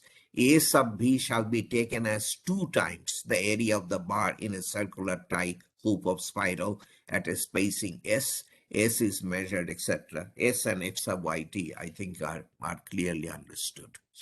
Then there are expressions for V sub S for this inclined bars and things, which I will skip. I don't know that. Those are of high interest. Okay. Then this may be, even though this is inclined bar, this is I think important. So only the center 3/4 of the inclined portion of the longitudinal bend bar shall be considered effective for shear reinforcement. V sub S shall be computed as the sum of the values computed for the various types of shear reinforcement. This is important. If you have inclined bars and stirrups, the V sub S will be the combined contribution of the inclined bars and the stirrups. Okay. V sub S, the contribution of the reinforcement, shall not exceed 8 square root of F sub C prime in our units. 6 square root of F sub C prime. Okay. So that means the sum of the concrete contribution and the steel contribution shall not exceed 10 square root of F sub C prime. Concrete is good for 2 square root of F sub C prime. Steel cannot exceed 8 square root of F sub C prime. So the total nominal strength of a section cannot exceed 10 square root of F sub C prime, 0.83 in your units. Okay. So that is because at a higher shear stress, the shear is transmitted from the point of application down to the ground via compression struts that form in your member. And those compression struts will crash in compression, irrespective of how much reinforcement you may or may not provide. So that is why there is an absolute upper bound. Okay. V sub n shall not be any more than 10 square root of F sub C prime. The reinforcement contribution shall not exceed 8 square root of F sub C prime. So phi times V sub n is phi times V sub C plus V sub S, has to be larger than or equal to V sub U. That tells you the spacing you need of the shear reinforcement, spacing of shear reinforcement. These things I think are familiar to most. Spacing limits for shear reinforcement placed perpendicular to the axis, as long as V sub S is less than or equal to 4 square root of F sub C prime, the maximum spacing is D over 2 or 600 millimeters, 12 inches. Okay, I'm sorry.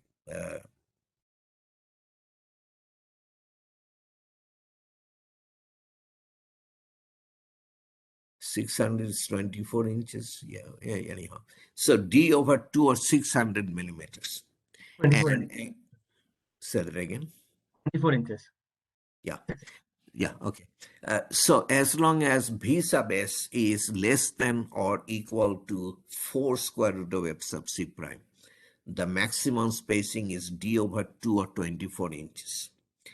When v is the v sub s is larger than 4 square root of f sub c prime, that goes down to d over 4, but never more than 12 inches.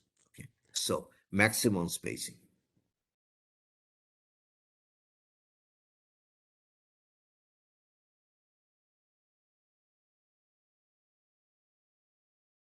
Yeah, this is the incline bar stuff that I am going to skip. Okay, so that was, I will show you an example, numerical example, which will make things fall in place.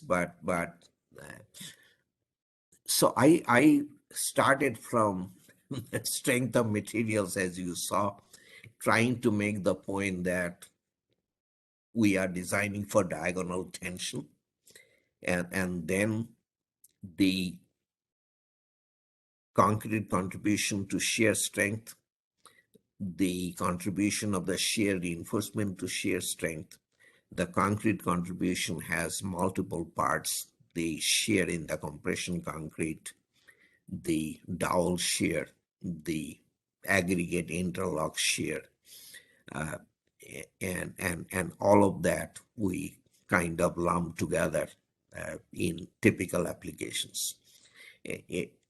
Anyway, then for design purposes, minimum reinforcement, the maximum spacing. So we have covered everything that will enable us to solve real life problems, and we will do one or two of them. Deep beams is a topic that used to be covered in at length in ACI 318 up to the 99 edition. Then much of it was thrown out. I suppose the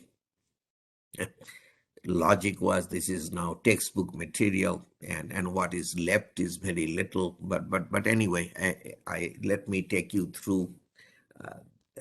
I think this is a fairly important topic, and again, I would like to show you an example.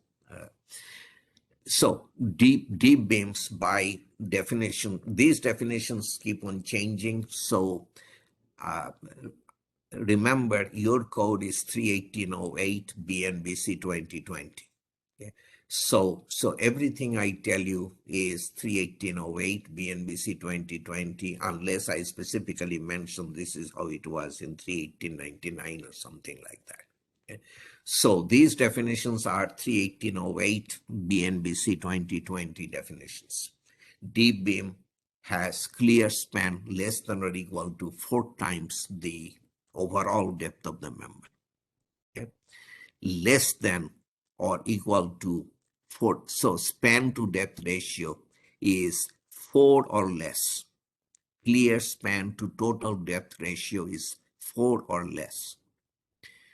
Or it could be portion of a beam where concentrated loads within twice the member depth from there is a concentrated load within twice the member depth, loaded on one face, supported on the other face, so that compression strut can develop between the load and the support. So imagine a portion of a beam, let us say the left end is on a support. At some distance away from the support, a concentrated load is applied on the opposite face within twice the member depth from the support face. This portion of the beam is also a deep beam. Deep beams shall be designed using either nonlinear analysis as permitted in section such and such, or Appendix A, which is strut and tie model. So that's about all 31808 tells you.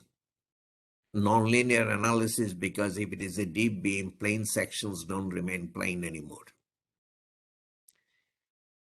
Now, in addition to that, all we are told is the nominal shear strength as per a regular beam shall not exceed 10 square root of f sub c prime. Very importantly, 31808 tells you a reference may be made to 31899 for detailed design procedures. So we took it out of the code, but it is still good to use. 31808 tells you that. And then this is very important. So in a deep beam, you have to have not only vertical shear reinforcement as in a conventional beam, but also horizontal shear reinforcement. Shear reinforcement perpendicular to the flexural tension reinforcement. Minimum amount, this is the vertical steel, is 0025 B sub WS, so one quarter of a percent. Maximum spacing is D over 5 or 300 millimeters.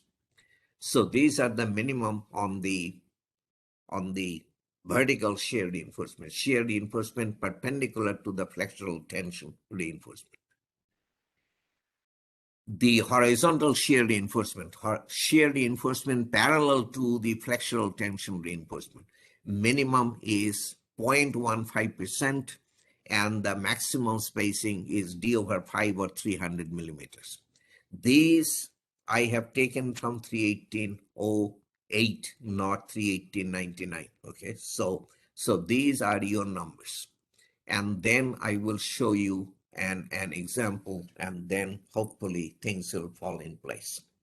Okay, it's a few minutes to 10. I don't know, I kind of hesitate to, I have 3. So body a break, or let's take exactly 5 minutes, okay? There are a few people asked for a break, but I told them that only that you have a lot of content to cover. Let's take just 5 minutes before I start on the examples. So 2 minutes after the hour, we'll get back. 2 minutes after 10. Okay.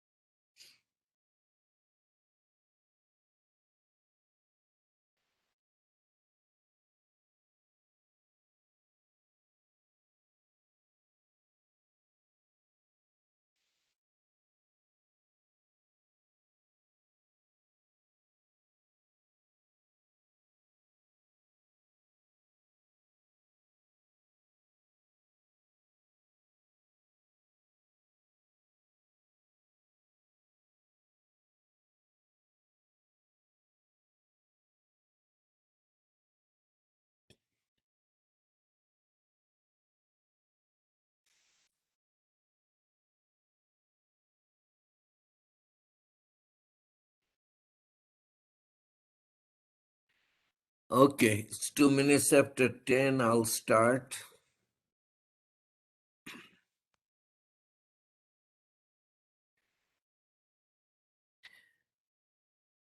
I truly admire you. I was thinking 5 days a week, Saturday, Sunday, Monday, Tuesday, Wednesday of training for 3 hours, 4 out of the 5 days after work. This is an awful lot, and I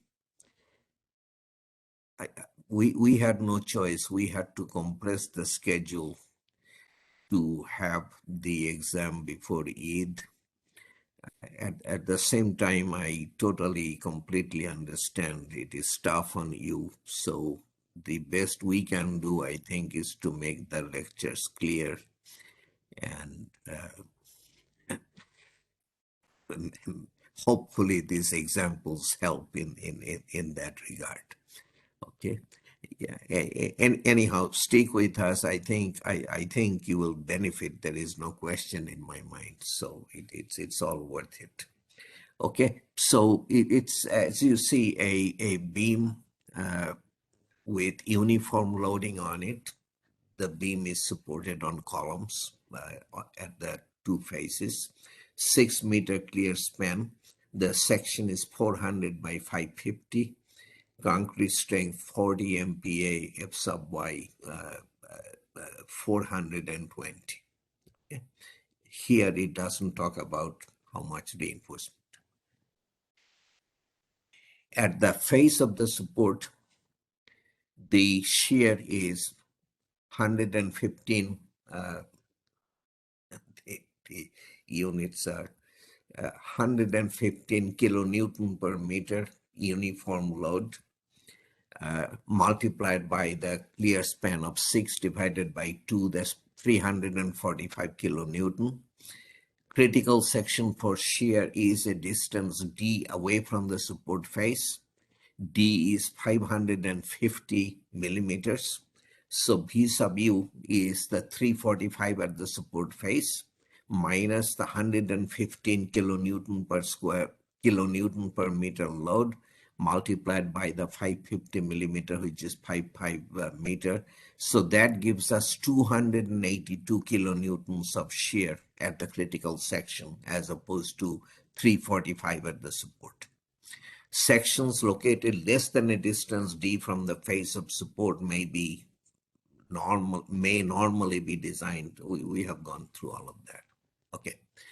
So we have a shear, design shear of 282 kilonewtons. How much can concrete carry? 0.17 square root of F sub C prime B sub W D. So 0.17 square root of 40, B sub W is 400, D is 550. That is 236 kilonewton. 282 is what we want to carry, 236 well, this is the nominal. For phi is 0.75, so the 236 gets down to 177 kilonewton. So we have 282 kilonewtons of shear to carry. Concrete can carry 177. The rest has to be done by reinforcement. Now here we are figuring something. You don't have to do it this way, but this is a fairly good way to do it.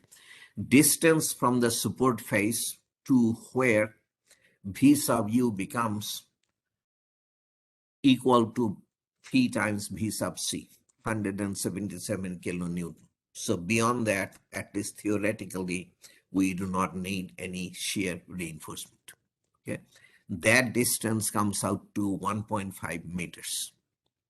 And then we find the distance from the support face where V sub U becomes 1/2 of P times V sub C, which is 88.5 kilonewtons. And that distance comes out to 2.2 meters. So V sub N 282 kilonewtons at D from the support face. the shear gets down to phi times v sub c at 1.5 meters from the support face. So beyond this point, theoretically, we do not need shear reinforcement, but practically we do, because you remember we cannot drop shear reinforcement unless shear drops below phi times v sub c by 2. That happens at 2.2 meters from the support face. Okay, so now we have our entire picture. So shear reinforcement needs to be designed for the length of the beam from each support face up to 1.5 meters from the supports. Minimum shear reinforcement needs to be provided between 1.5 meters and 2.2 meters from each support face. Beyond that, we don't even need the minimum. So V sub u minus P times V sub C in our case is 345 minus 177 is 168 kilonewtons.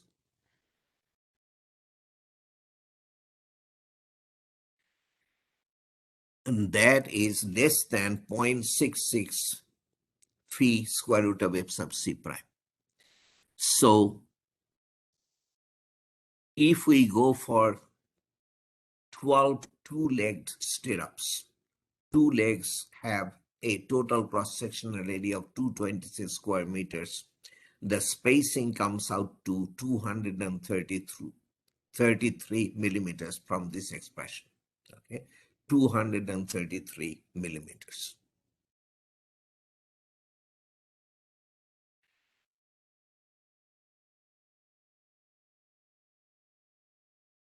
So 233 is the required spacing. What is the maximum permissible spacing? Our shear is lower than 4 square root of f sub c prime. So our maximum spacing is 1/2 of d, or 600 millimeters. 1/2 of d is 275 millimeters. Remember, d is 550. And that is larger than the number we calculated, 233 millimeters. So this number is smaller than the maximum spacing, so we can go with that number. So we will provide 12 two-legged stirrups at 230 millimeter spacing. And then calculate minimum shear reinforcement. Remember, the minimum, the concrete dependent minimum is 86 square millimeters. The absolute minimum is 77 square millimeters. We are providing 226. Obviously, we are way above the minimum in this particular case. Okay. So up to 1.5 meters from the support face, we have provided this 200 and what was it, 220 or 320 millimeter spacing.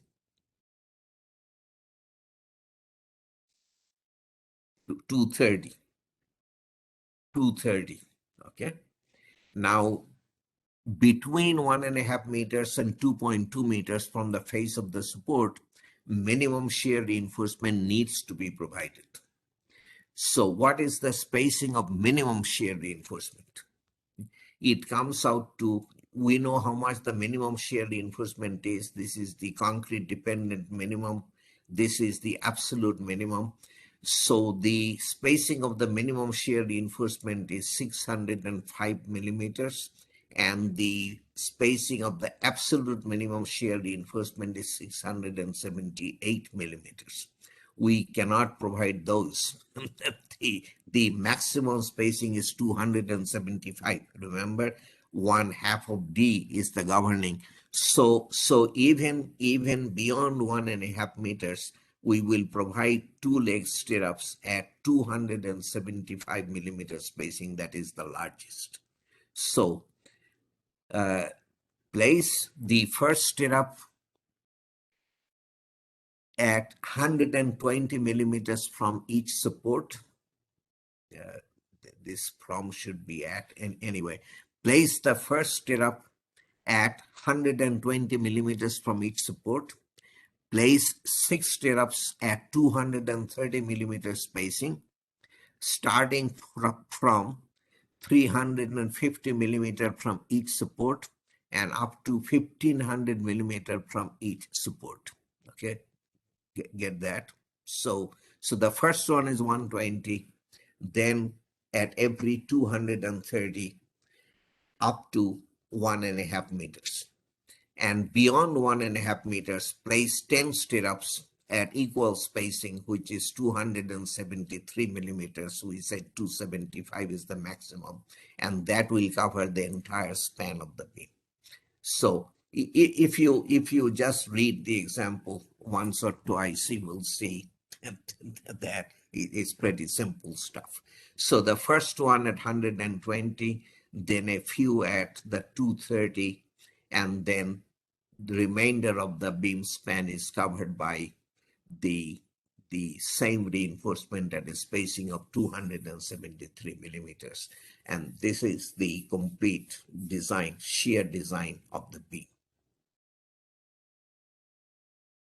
Okay, let's do a deep beam for shear. This you will not find too many places, so I think you may. I think you will probably like it and it may be useful to you. So 1500 by 500 is the section. This is a deep beam. Well, we'll figure out whether it's a deep beam or not. This is the load applied at the 0.5 meter is the width of the column or whatever. This is a transfer girder. This is a column coming down, and then on the girder, and then the girder is supported on two columns that are 3.6 meters apart, and the columns are 0.4 meters, 400 millimeters wide. So this is 1.8 meters, this is 1.8 meters. 1500 by 500 is the section. F sub C prime, F sub Y, dead load from the column is 800 kilonewtons, and live load from the column is 1100 kilonewtons. Okay, those are what we are dealing with. So on the transfer girder, the column transfers 800 kilonewtons of dead load and 1100 kilonewtons of live load. The dead load of transfer girder, the transfer girder itself has a weight. It has a section of 1500 by 500. So the weight of the transfer girder is lumped with the column load at midspan. Okay, we will just assume that the dead load of the transfer girder also acts at midspan as opposed to being uniformly distributed. So the dead load of the girder is, remember, 500 by 1500 section. 3.6 is the span. 2400 kilograms per meter cubed is the weight of the concrete, the mass rather. You have to multiply that by G to get it into kilonewtons. This is in meters per second per second. And so that is the total weight of the transfer girder in kilonewtons, plus 800 is coming from the column, for a total dead load of 864 kilonewtons. So the load combinations, we have only two. 1.4 dead is that much, or 1.2 dead and 1.6 live being 1100 kilonewtons. That gives us 2797. That is obviously the governing load case. Okay.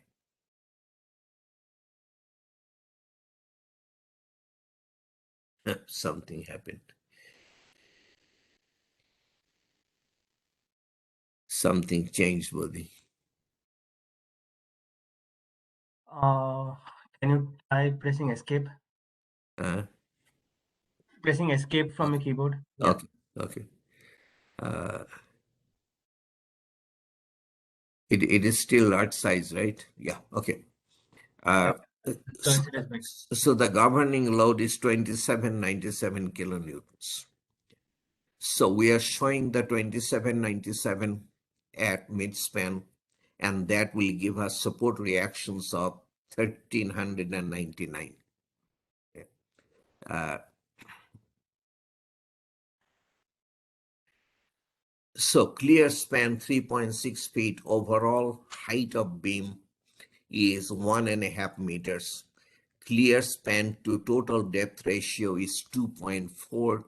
That is obviously less than 4.0. The beam is loaded on one face, supported on the opposite face.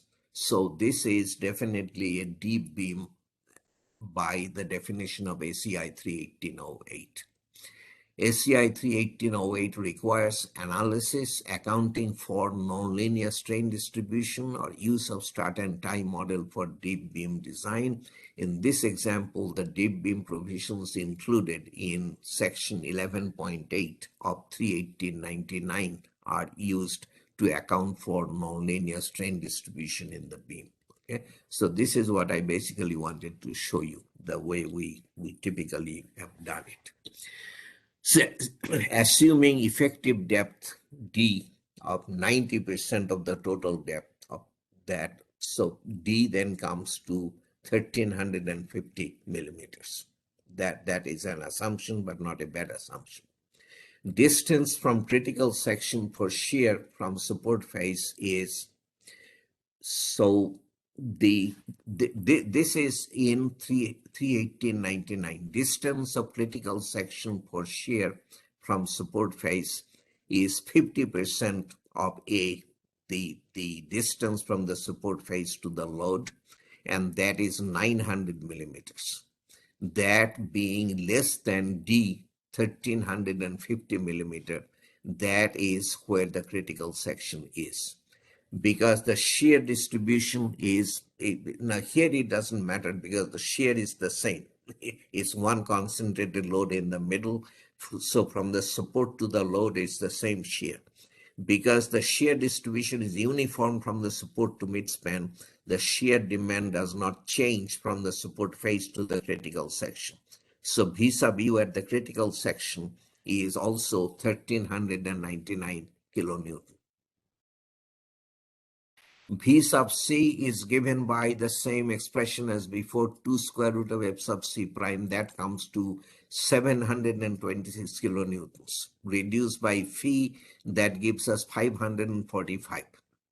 Obviously, 545 is less than the 1399 that we need to resist.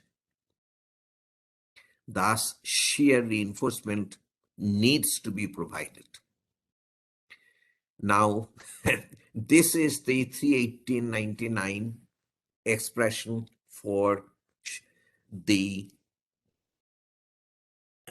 V sub S, the contribution of shear reinforcement. Okay, so remember, we have vertical shear reinforcement and horizontal shear reinforcement in a deep beam. The vertical is A sub B, the horizontal is A sub BH. S is the spacing of the vertical reinforcement, S sub 2 is the spacing of the horizontal reinforcement. So the area of shear reinforcement perpendicular to flexural tension, A sub B, shall not be, I have taken you through all of that. So the vertical shear reinforcement minimum is 0.25%, maximum spacing is 1/5 of D or 300 millimeters, whichever is less. The horizontal shear reinforcement minimum 0.15%, the spacing is D over 5 or 300 millimeters, whichever is less. Okay. So minimum reinforcement ratio, so minimum horizontal reinforcement ratio is 0015. Try two number 16 millimeter diameter bars. That will give us A sub VH of 402 millimeters. So required spacing would be 536 millimeters. If we want 0.015% reinforcement using two number 16, like two, two one number 16 on each face, that's what it means. Then the spacing of the horizontal shear reinforcement is going to be 536 millimeters. That is too much. The maximum allowable spacing is 1/5 of D, which is 270 or 300 millimeters. So it is actually 270 that governs. So as far as horizontal reinforcement goes, we will provide number 16 bars, two number 16 at 270 millimeters, okay? Two number 16 at 270 millimeters. That is horizontal shear reinforcement. V sub S will be V sub U by phi minus V sub C, and that is given by, you have seen the expression for V sub S. Okay, so using two-legged numbers 16 stirrups, A sub V would be 402 square millimeters. So in this entire expression, everything is known other than the S. Okay, that's the only unknown. Everything else we have, you know, once we have decided that we are going for A sub V of 402 millimeters in this entire expression, only unknown is the spacing of the vertical reinforcement S. When you solve that equation, S comes out to 126 millimeters. And so we are saying provide two-legged number 16 stirrups at 120 millimeters as vertical shear reinforcement. That will give us a percentage of 0067, which is larger than 0025 minimum that is needed, so that's okay. Maximum allowable spacing is 270, so 120 is totally fine.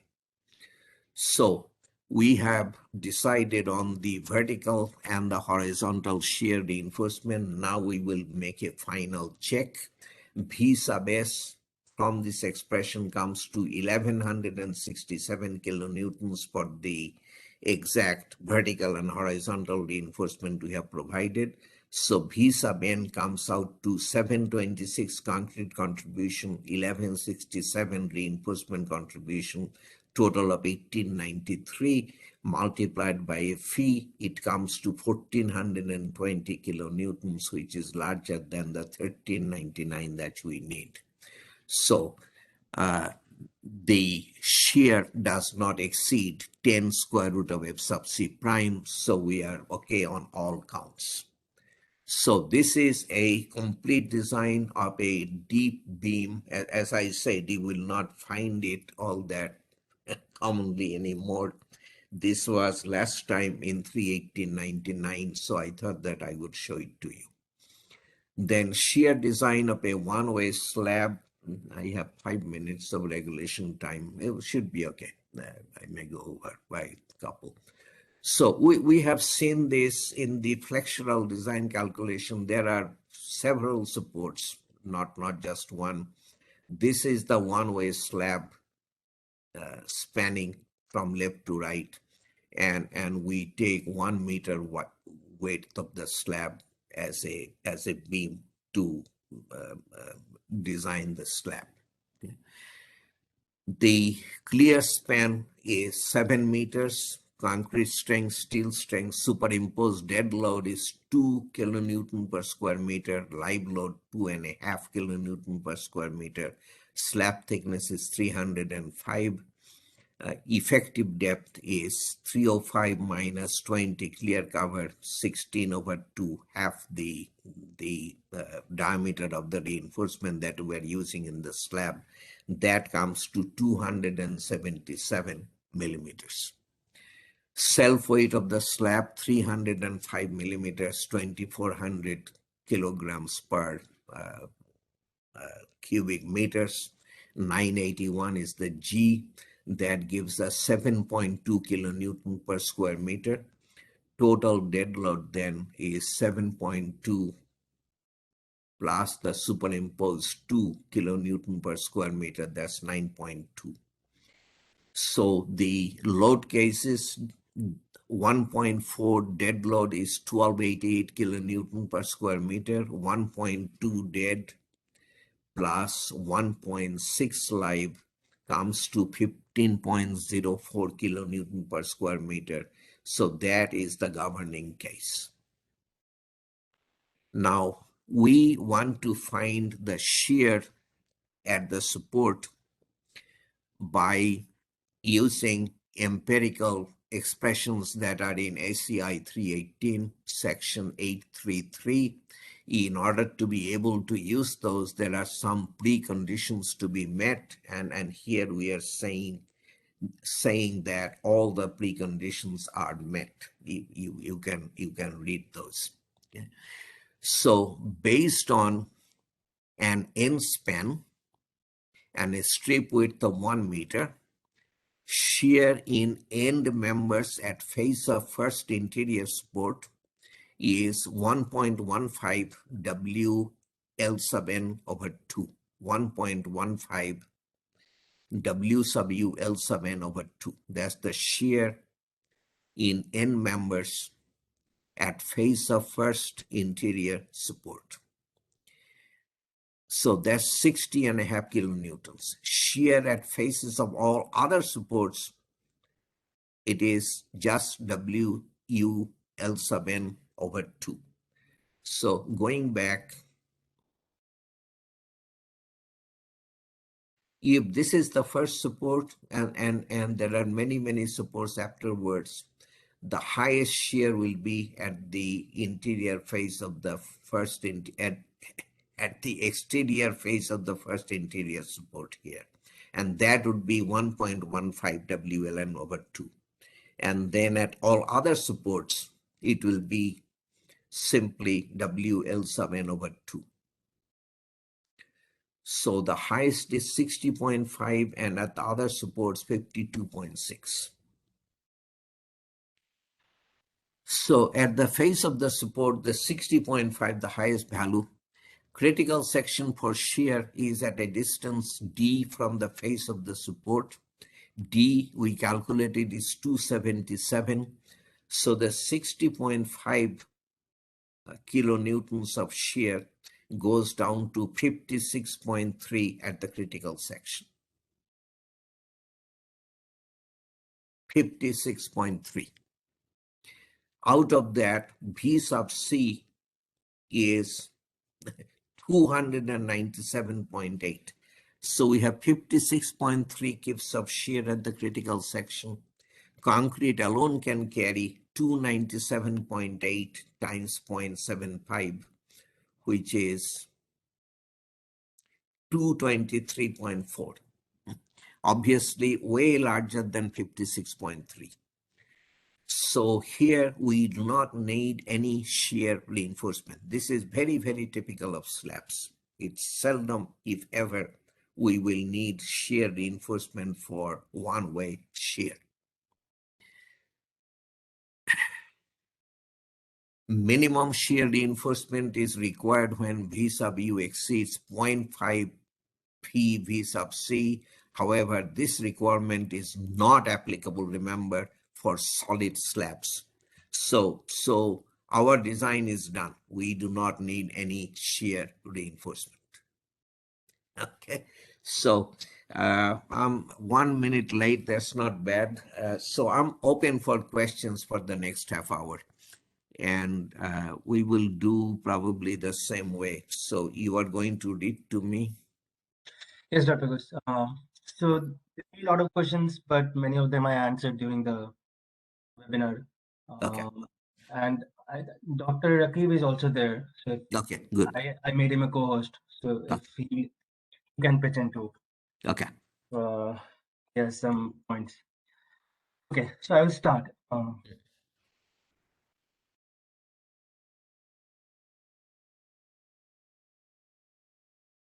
Okay, this is just a comment. Mhm.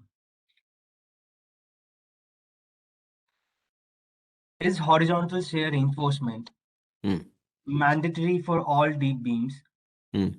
or it is just needed when required? Horizontal shear reinforcement is mandatory for all deep beams, yes. And even when you do not have a deep beam, by the definition of deep beam, we have something called skin reinforcement. When I forget where it's, I I think it came up when I was doing the flexural module. Remember skin reinforcement? I think that starts at beams exceeding 900 millimeters in depth. Don't quote me, check it out. But even when you don't have a deep beam by the definition in SEI 318, you have a beam that has a depth of, I believe, more than 900 millimeters. You need skin reinforcement. So, but the horizontal shear reinforcement in a deep beam is mandatory. Yes. Yeah, Dr. Ghosh, you are right. It is 900 mm. And Okay. that thing is also mentioned in BNBC 9.5.3.2. So I'm just giving an extra information. Um, okay.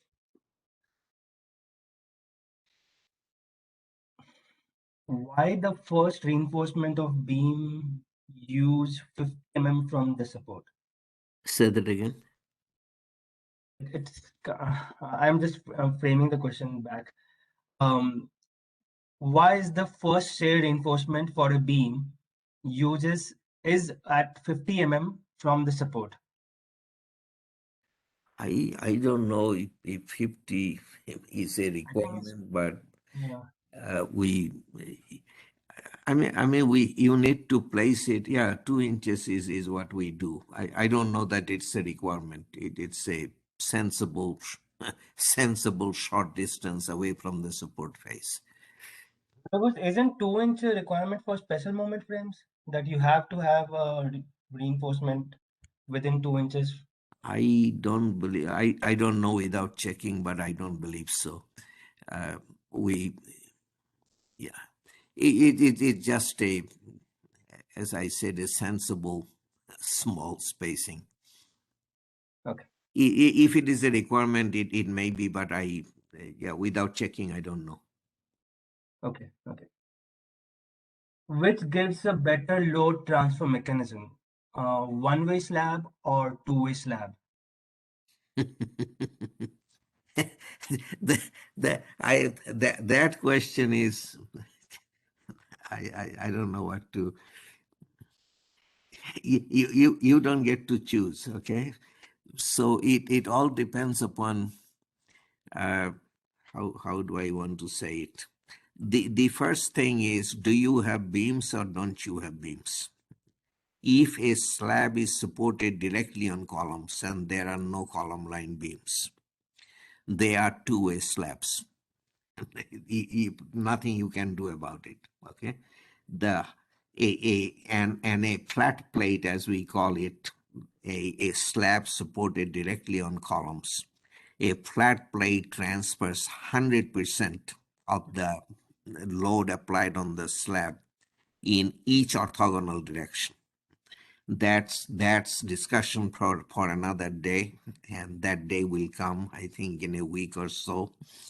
uh, anyway, so but if you have beam supported slabs, then the load is transmitted. Load applied on the slab is transmitted to the supports by bending in both directions, in the short direction, in the long direction. Short direction bending transmits more of the load than the long direction bending. The short direction is stiff, the long direction is flexible. The stiffer direction transfers more load. And so by the time you are looking at a long to short dimension ratio of 2 or more of your slab panel, you have a slab supported on beams on all four sides, presumably rectangular slab. If the long side to the short side of this rectangle becomes 2 or more, then bending in the long direction transmits very little load. It is the bending in the short direction that counts. Then we call it a one-way slab. Okay, that's all there is to it. There is no one-way slab that is not beam supported, cannot exist. All slabs without beams are two-way slabs. If you have beam supported slabs, whether it's one way or two way, will depend on the dimensions of the slab panel. Is probably the best way to say it. Okay. Okay, Dr. Ghosh. So are deep beams or transfer girders safe for earthquake zones, especially in severe zone or moderate zone like in Bangladesh? That is a very good question.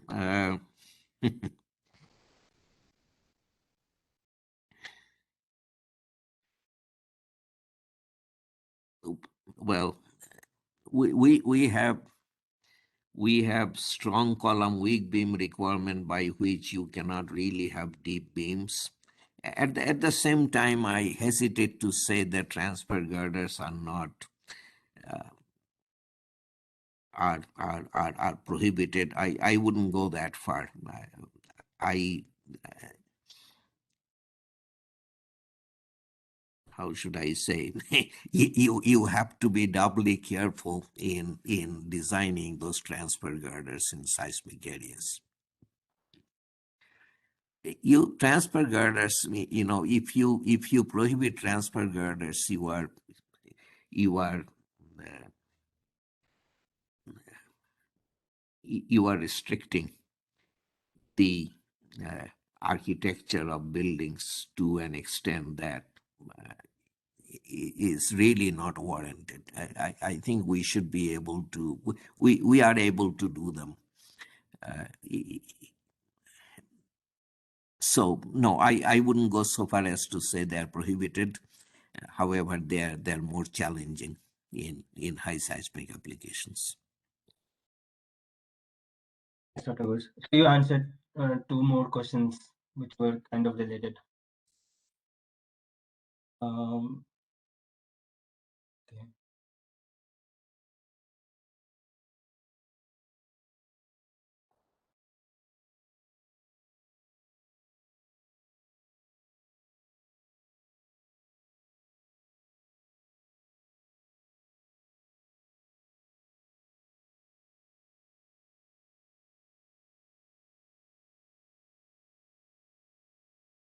When,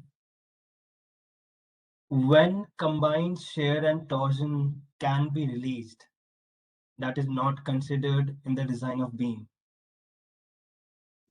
Read that one more time, please. When should we not consider combined shear and torsion in the design of beam? Like, should we I put, yeah. I will fit torsion in somehow and go into that. There is something called threshold torsion below which torsion doesn't have to be considered. Otherwise you have to. Shear is pretty much always there, and if torsion has to be considered, then it is combined shear and torsion. So there is something called threshold torsion below which we do not have to consider torsion. Okay, so you answered two more questions because they were related, so Mm. you kind of answered that. So,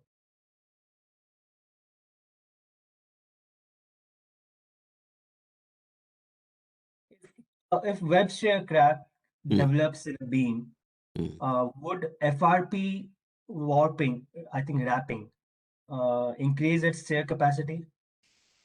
Fiber reinforced polymer, basically. That's what is.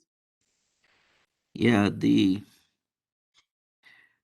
wrapping, I have never seen wrapping uh, used in new construction to boost shear capacity or anything else. Wrapping is almost exclusively and a retrofit measure after something has happened to restore shear capacity and so forth, wrapping is quite effective. Now, something that is being, you would say, tried or has been actually used, and ACI 318, not in '08, but in recent times, has allowed qualified usage of that, is steel fibers in concrete. That does improve shear resistance, and that is a promising avenue that is being pursued now more and more. Other types of fibers have different problems. The carbon fibers, the synthetic fibers, but steel fibers have proven to be a good way to go in some applications.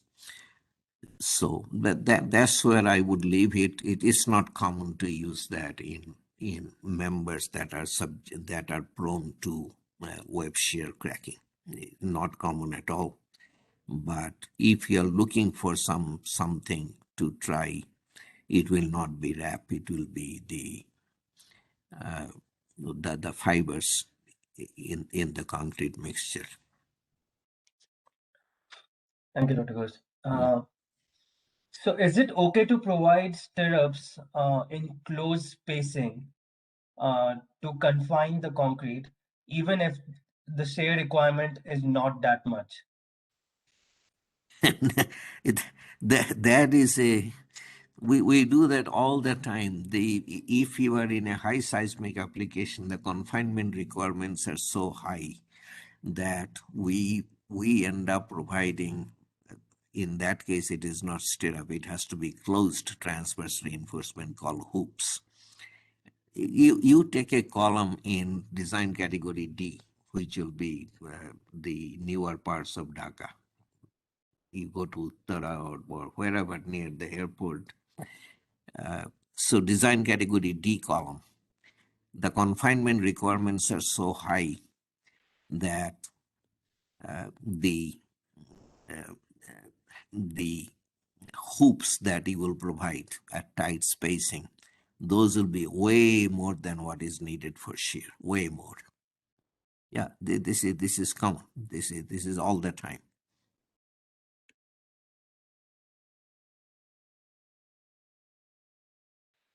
Okay.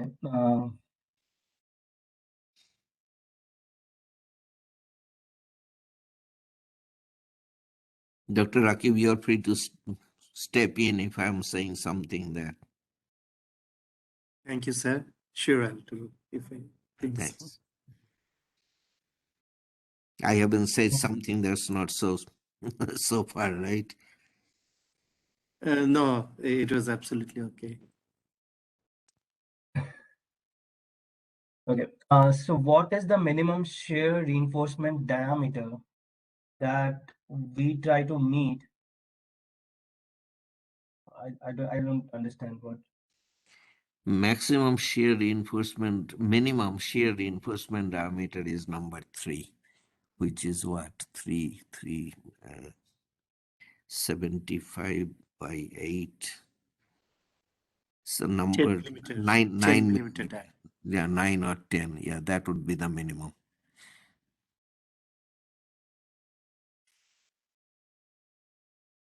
Okay.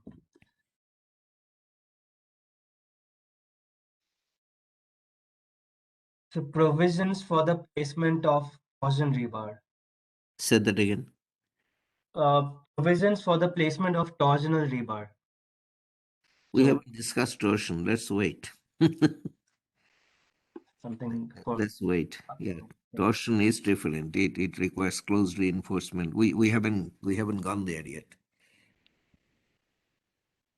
So coupling beam design Hmm. requires diagonal shear rebars Hmm. when the shear exceeds 4 roots of FMC. Hmm. Can this diagonal rebar be utilized as flexural rebar as well. Yes. The diagonal shear rebar, horizontal and vertical shear rebar, and flexure rebar all together create such congestion that concrete pouring becomes difficult. Read that last sentence again. The diagonal shear rebar, horizontal and vertical shear rebar, and the flexure rebar all together create such a congestion Yes. that concrete pouring becomes difficult. Yes. I agree. So you have to be you have to be very mindful at the design stage. This is true in that situation. This is true in all situations, particularly high seismic design. You have to remember that ultimately, this is the, how should I say, the irony of the situation. So if you look, uh, you would conclude that, well, obviously, concrete cracks doesn't carry any tension. It needs reinforcement to do almost anything for you. The reinforcement is absolutely vital. Okay? But then most people don't stop to think that the reinforcement doesn't do much for you either unless it is encased in concrete. The concrete is absolutely, absolutely essential. Without concrete, the reinforcement is not going to carry loads for you. So do not forget that the concrete has to get in.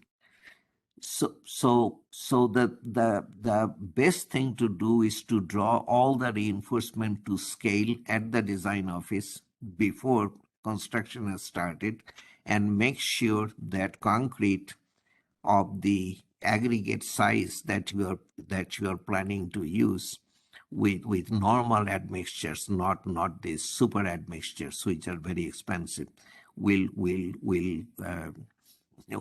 pass through the gaps that you have provided. Otherwise, there will be trouble. There will be calls from the job site, and all the solutions will cost you money. So what you say is absolutely correct. It's a very congested situation that you are dealing with in a diagonally reinforced coupling beam. That is one problem. The other problem is that the diagonals will have to be bent into the walls at the two ends, and to develop those beams you need quite a bit of room. That room quite often is not available. So there are problems associated with well, many things we do, there are problems associated with them. So that the thing is to be aware of them, and secondly, as I said, to do the right thing, you have to make sure that the concrete will get into place before construction starts. At the design office, you have to make sure. Otherwise, there will be problems. Okay, Dr. Ghosh. Mhm.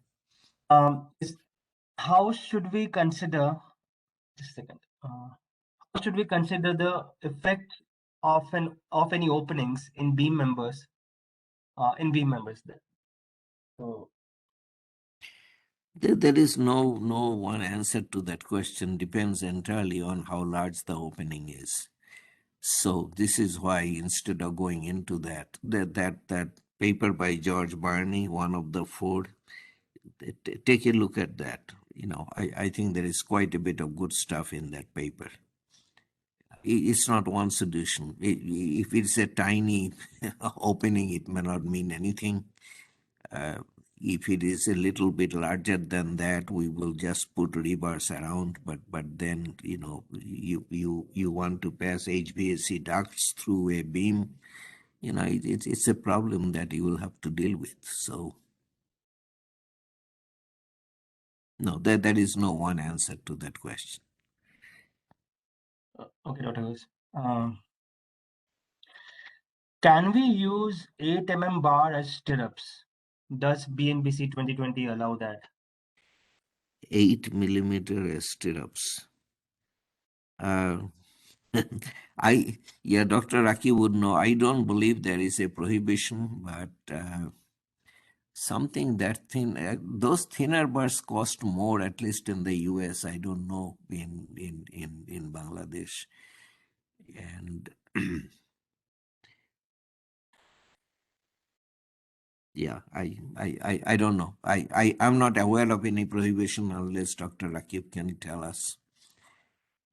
But 8 millimeters is very thin. I don't know if you have seen seen those. Those are very thin bars. And Dr. Rakib, do you want to pitch in that? There is no prohibition, as Dr. Ghosh said, and 8 millimeter bars are not very common. yeah, They're yeah. used, but they're not very common. And I don't know about the cost, but you're right that for lesser dia bars, Mhm, more work has to be done at the manufacturing site. mhm. So it may be a little bit costly, more costly. Yeah, typically here number threes cost more than the 9 millimeter. They cost a bit more.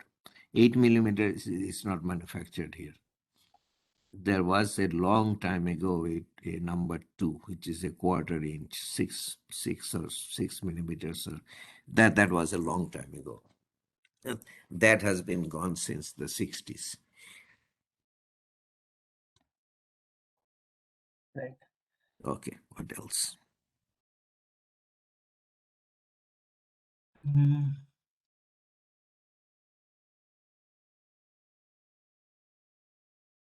Again, yeah, few questions are about detailing in seismic design category D, but I think that you will cover in the later lectures. Hmm. So, B, I yeah. don't know how much I'll cover. C and D, I will cover in. No, D only, D. That's what Yeah, I'm saying. D, Yeah. D. Yeah, yeah, So sure, that will be covered in depth basically afterwards. sure. So I don't Mhm. think we should get into that right now. No, Um, how should we consider a shear rebar in an arch beam? shear lever in an arch beam. Arch beam, I don't know. Arch beam, you don't need shear lever, do you? It's arch is compression. So the whole idea is that you are carrying loads in compression. There may be a tie between the ends, which will be the tension member. I don't think there is any shear involved if it is a real arch.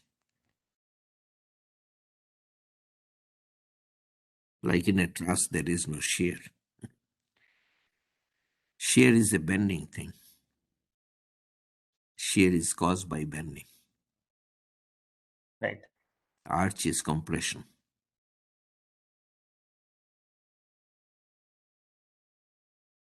Can we use, just a second, let me frame this question.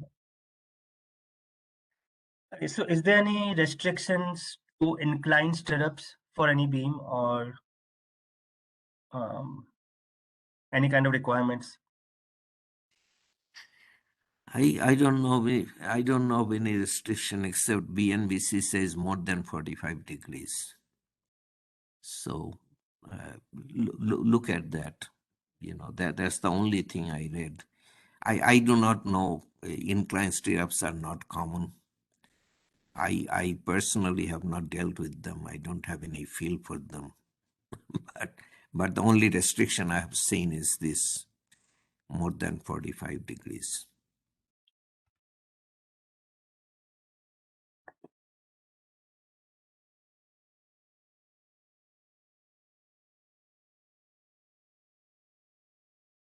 Okay. Just going through the questions. Mhm.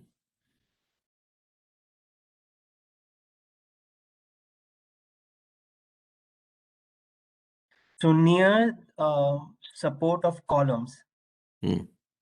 sometimes the stirrups are bigger with respect to longitudinal rebar of beams due to placement of column rebars. No, you have to say it again. Yeah, these questions I have to like, it's Mm. hard to read it like that because it's Mm. too framed properly. So near the support of columns, Sometimes the stirrups are bigger with respect to longitudinal rebar of beam due to placement of column rebar. Could you please tell me how to solve it in practical field? So bigger, does he mean by bigger diameter, or I I think don't it's, know. yeah, this question is not clear. I was listening pretty closely. I do not understand. So the try to read it one more time. So near the support of columns, sometimes the stirrups are bigger with respect to longitudinal rebar of beam due to placement of column rebar. Could you No, please tell me how to solve it in practical no, field? I don't know what that means. Yeah, What he's trying to ask. and even I am confused. Uh,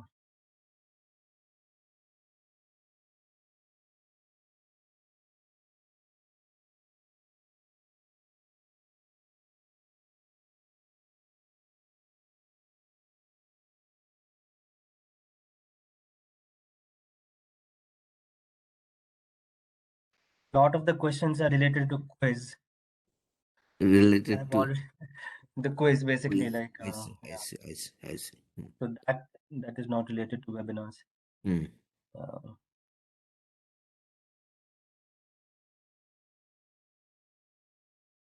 yeah, I think most of the questions, Okay. important questions, you have already answered, Dr. Ghosh. Okay.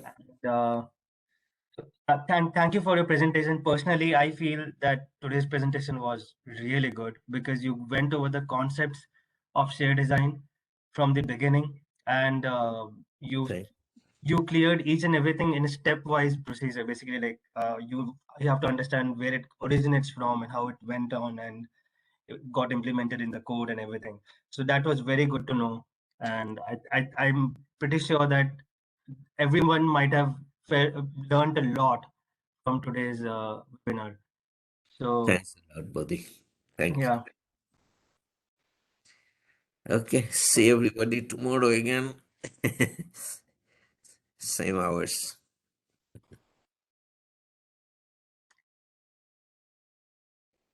I will open up the quiz in 5 minutes. Just Yeah. check the portal. And also, I would like to mention again, so Dr. Ghosh provided some explanations for a few things that were asked during the Q&A session of the last concrete lecture that was provided.